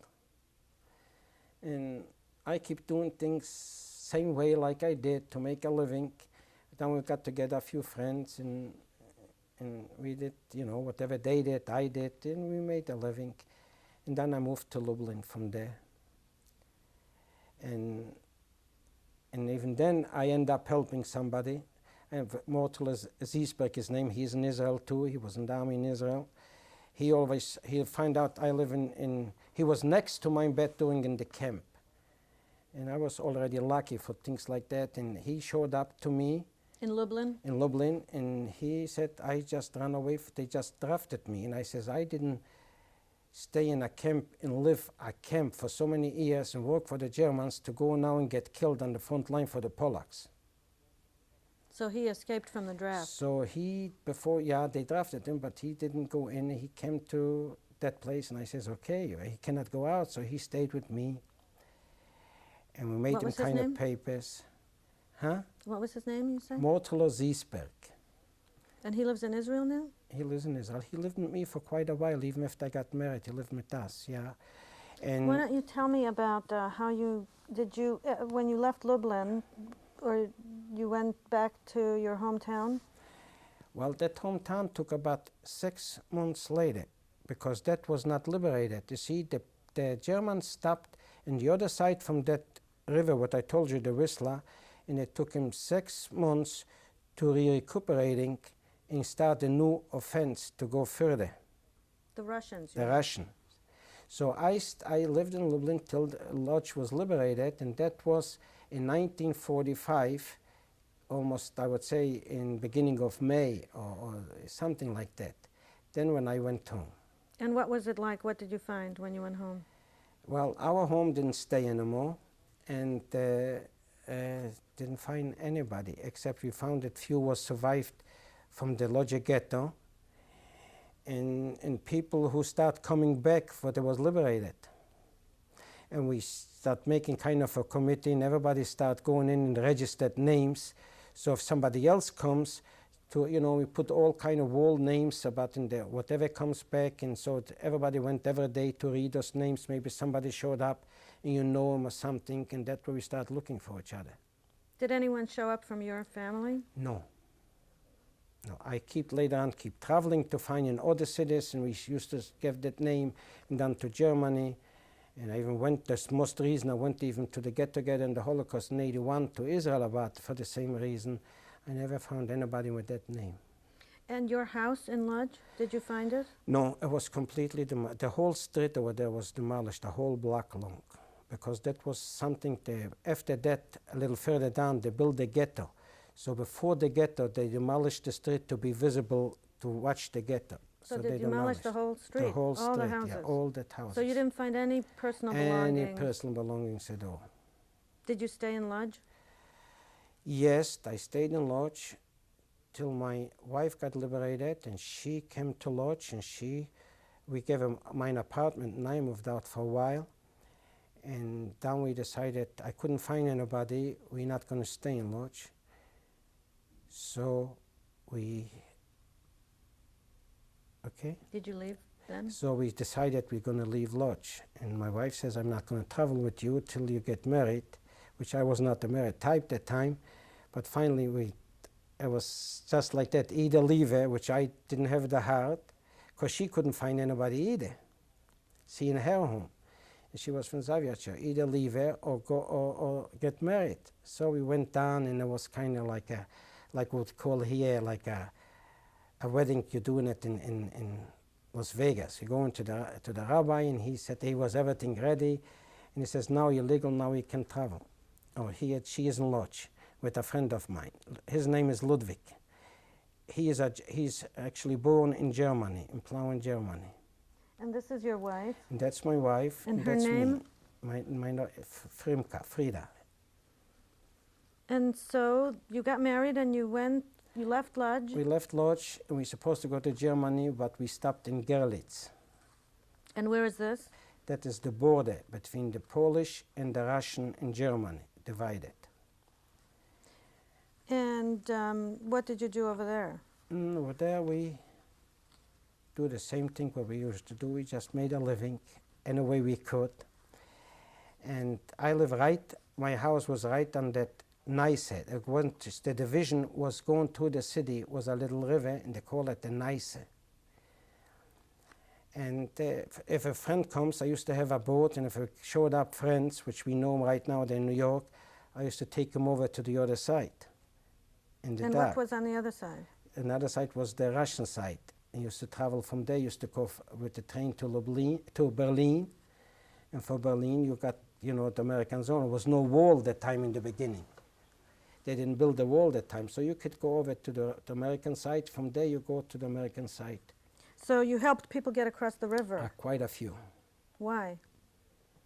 Well, I had the opportunity, and it was not my really profession, but I didn't get paid for that. I just did it. I didn't do it to anybody because I was really smugglers over there, what they used to do it for money.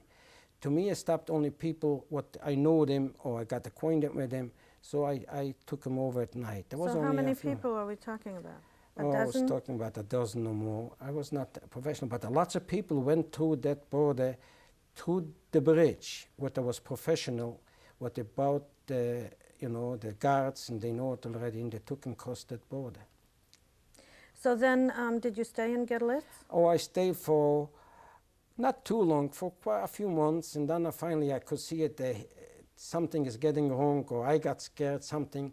So one night we left everything except a few belongings in Deal, and we went on the boat, me and my wife, and the same friend with Mortalo, he was still living with us.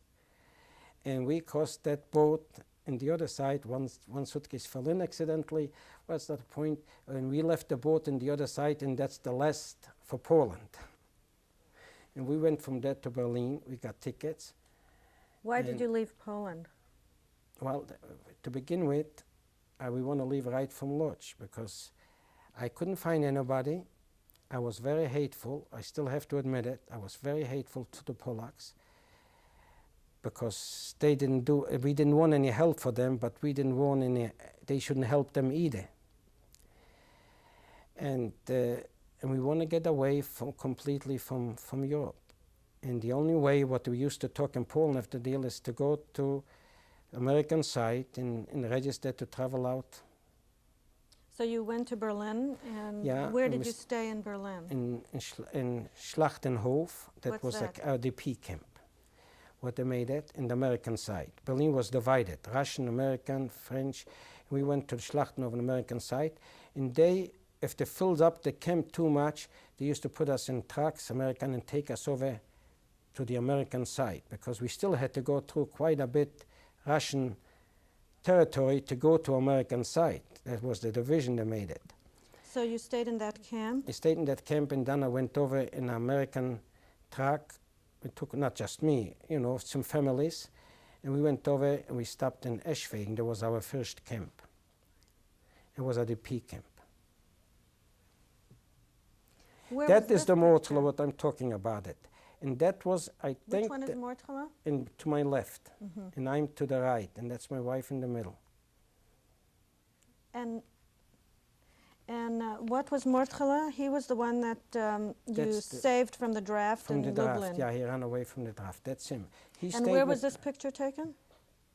If I don't mistaken, that is in Berlin? No, that is in Germany. Either Eschwegen or that's the second camp, but that was in Germany. In one of the DP camps? One of the DP camps.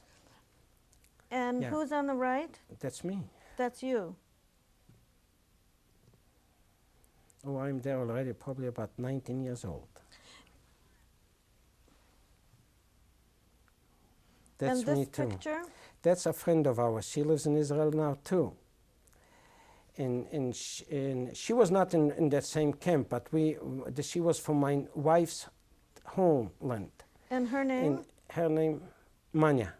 And this is you? That's me. And this was taken where? That was taken in I would say 1947 or 48. Maybe, yeah, something around Where? 48 in Germany. In what's that building in the that, background? That was in Landsberg. What's That Landsberg? that was the buildings we used to live on in the P camp. It was before was an army facilities there. So you stayed in this several DP camps in Berlin. That was the Landsberg. third one or the fourth one already. That was the last one too. And then what happened?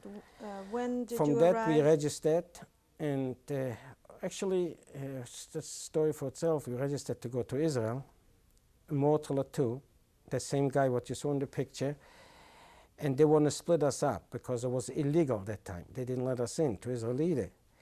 So they said the women could go legalized because so many people could go legalized, and I supposed to go with that Mortal and illegal. So my wife says no way. And so he left that time, the Mortal, he left to Israel, and I didn't go because they didn't want us let to go together. And meanwhile, you know, we did register in a few places, you know, whatever comes first, because we didn't want to be in Germany either. So in that time came up United States, which I'm grateful I'm here, and so we left for the United States. And how long were you in DP camps in Berlin after the war? In Berlin? How long were you in DP camps? Oh, we left 1945 Poland, and we went in December 1950, we left Germany. That is my German Führerschein, driving a car. They call it Führerschein, it's like a driver license.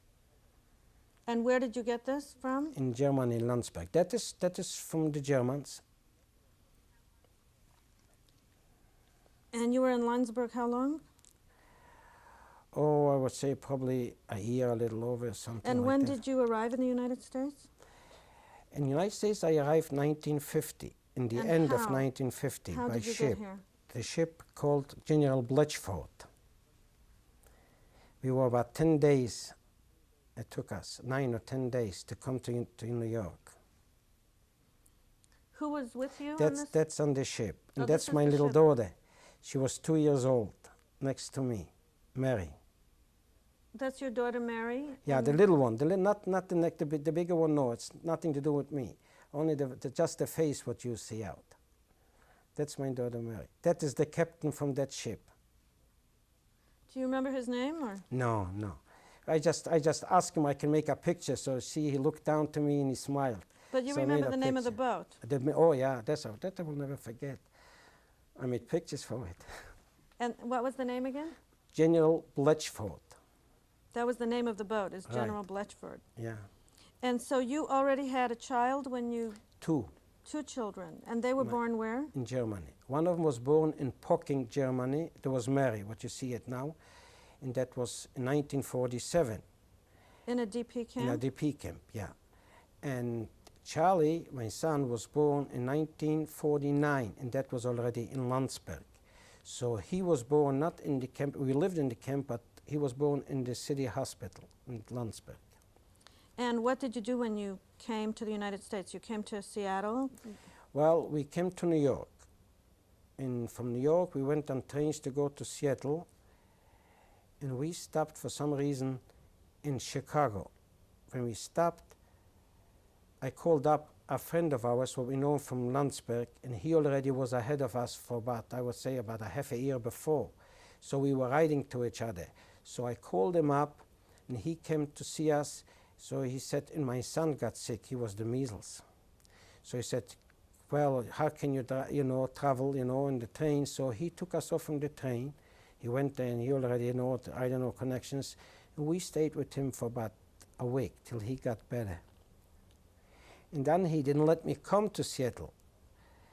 And I said, well, I don't know, but my contract is from Seattle. So I didn't know any monkey business, so I said, I have to go to Seattle. And they thought Seattle is still full of Indians in that time. I mean, in the 50s, I'm not kidding you, and that was Americans, not him, his neighbor. He was born in Chicago. And he came in and says, he says, that's the people that just come. He says, where they going? He said, to Seattle. So that guy went in and took an American map, and he showed us, and I looked on the map, and if you look on the map, we looked at almost neighbors to Alaska. You know, it looks like we almost in Alaska. And it was winter time, and it was about, his neighbor couldn't drive his car because it was wife's homeland. And her name? And her name, Manya. And this is you? That's me. And this was taken where? That was taken in 1947 or 48. Maybe, yeah, something around Where? 48 in Germany. In, what's that building in the background? That was in Landsberg. What's that Landsberg? That was the buildings we used to live on in the P camp. It was before was an army facilities there. So you stayed in this several DP camps in Berlin. That was the third one or the fourth one already. That was the last one too. And then what happened? When did From you that arrive? we registered, and actually, it's a story for itself. We registered to go to Israel, Mortal too, the same guy what you saw in the picture, and they want to split us up because it was illegal that time. They didn't let us in to Israel either. So they said the women could go legalized because so many people could go legalized, and I supposed to go with that Mortal and illegal. So my wife says, no way. And so he left that time, the Mortal, he left to Israel, and I didn't go because they didn't want us let to go together. And meanwhile, you know, we did register in a few places, you know, whatever comes first, because we didn't want to be in Germany either. So in that time came up United States, which I'm grateful I'm here, and so we left for the United States. And how long were you in DP camps in Berlin after the war? In Berlin? How long were you in DP camps? Oh, we left 1945 Poland, and we went in December 1950, we left Germany. That is my German Führerschein, driving a car. They call it Führerschein, it's like a driver license. And where did you get this from? In Germany, Landsberg. That is from the Germans. And you were in Landsberg how long? Oh, I would say probably a year, a little over, something And like when that. did you arrive in the United States? In the United States, I arrived 1950, in the And end of how? 1950 How by did you ship. get here? The ship called General Bletchford. We were about 10 days, it took us 9 or 10 days to come to New York. Who was with you on this? That's on the ship. Oh, And this that's is my the little ship. daughter. She was 2 years old, next to me, Mary. That's your daughter Mary? Yeah, And the little one, not the bigger one. No, it's nothing to do with me. Only just the face what you see out. That's my daughter Mary. That is the captain from that ship. Do you remember his name or? No. I just asked him. I can make a picture. So see, he looked down to me and he smiled. But you So I remember made the a name of the picture. boat? Oh yeah, that I will never forget. I made pictures for it. And what was the name again? General Bletchford. That was the name of the boat, is Right. General Bletchford. Yeah. And so you already had a child when you... Two Two children. And they were born where? in Germany. One of them was born in Pocking, Germany. There was Mary, what you see it now, and that was in 1947. In a DP camp? In a DP camp, yeah. And Charlie, my son, was born in 1949, and that was already in Landsberg. So he was born not in the camp, we lived in the camp, but he was born in the city hospital in Landsberg. And what did you do when you came to the United States? You came to Seattle? Well, we came to New York. And from New York, we went on trains to go to Seattle. And we stopped for some reason in Chicago. When we stopped, I called up a friend of ours, what we know from Landsberg, and he already was ahead of us for about, I would say, about a half a year before. So we were writing to each other. So I called him up, and he came to see us. So he said, and my son got sick. He was the measles. So he said, well, how can you, travel, in the train? So he took us off from the train. He went there, and he already connections. And we stayed with him for about a week till he got better. And then he didn't let me come to Seattle, because then I said, well, I don't know, but my contract is from Seattle. So I didn't know any monkey business, so I said, I have to go to Seattle. And they thought Seattle is still full of Indians in that time. I mean, in the 50s, I'm not kidding you, and there was Americans, not him, his neighbor. He was born in Chicago. And he came in and says, he says, that's the people that just come. He says, where they going? He said, to Seattle. So that guy went in and took an American map, and he showed us, and I looked on the map, and if you look on the map, we looked at almost neighbors to Alaska. It looks like we almost in Alaska. And it was winter time, and it was about, his neighbor couldn't drive his car because I remember like now, it was almost even with the handles from the car, so high snow. In Chicago? In Chicago at that time. Because we had to go to the main street if we want to go someplace walking, because no traffic. It was about 4 or 5 feet high snow. And he said, the neighbor, he was born here, he said, you see what's going here? You can imagine what is in Seattle, and you're going to let your friends go in there? That guy was really give us a bad time.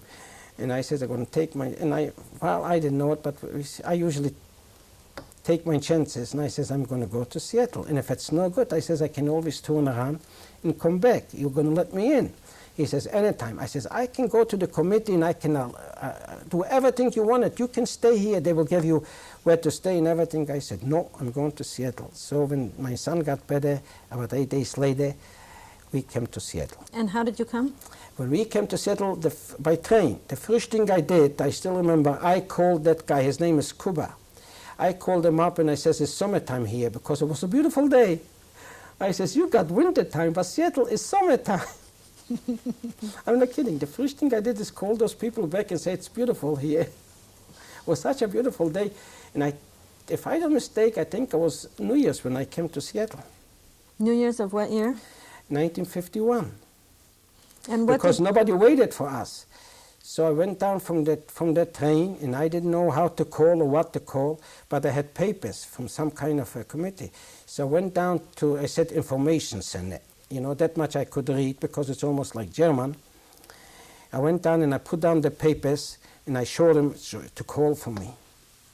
And after you were in Seattle, did you work here, or yes, what happened there? I was here.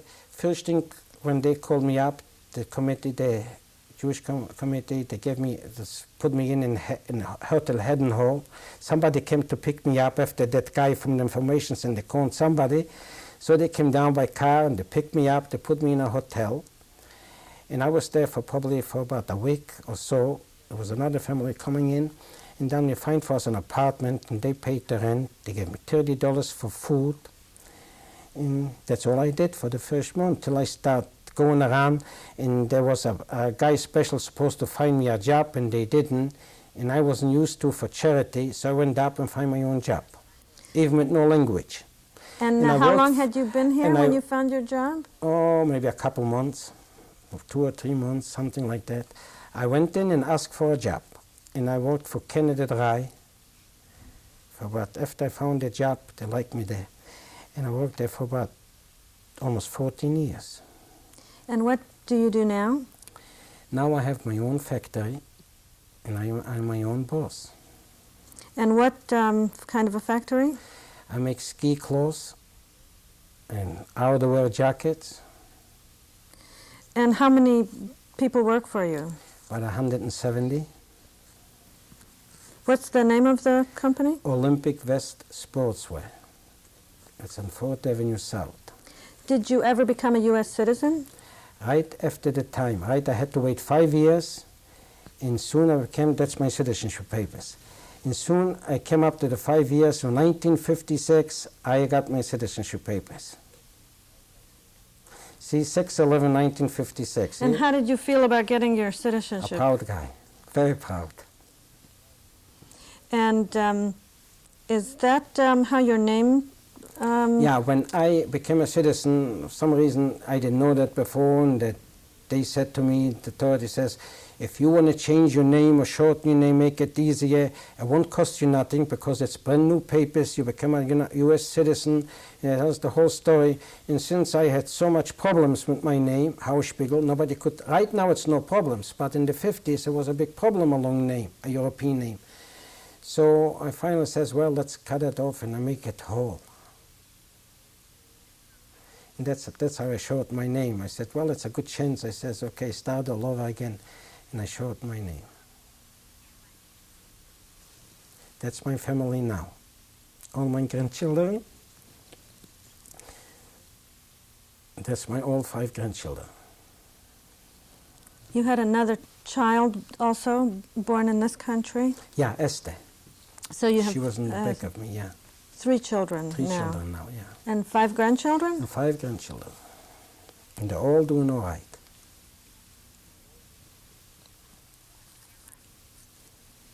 That's my wife. Now, I was married very lately. No, maybe a couple of years ago, or a year ago. Now, what's her maiden name, your wife? Her maiden name is Frimka Rushinek. And was she in a camp also? She was in Auschwitz. She has the number 56,802. And on the right? Tattooed in her hand. That's me. That's you. Yeah. Ah. All of me.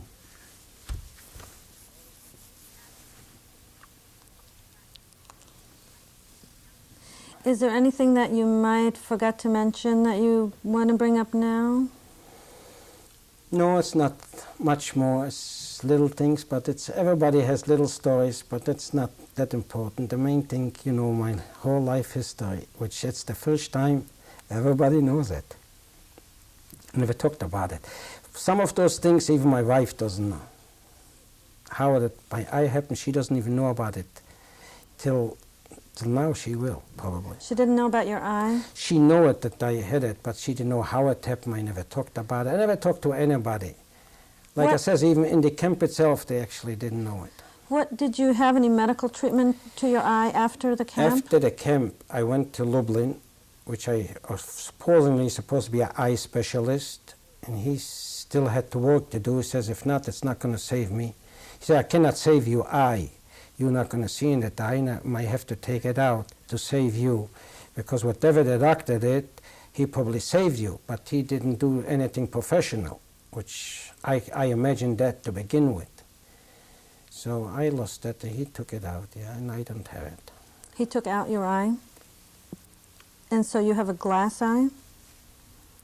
Have you had to have any other operation? Or was that the only one? No, it's the only one. I had it there.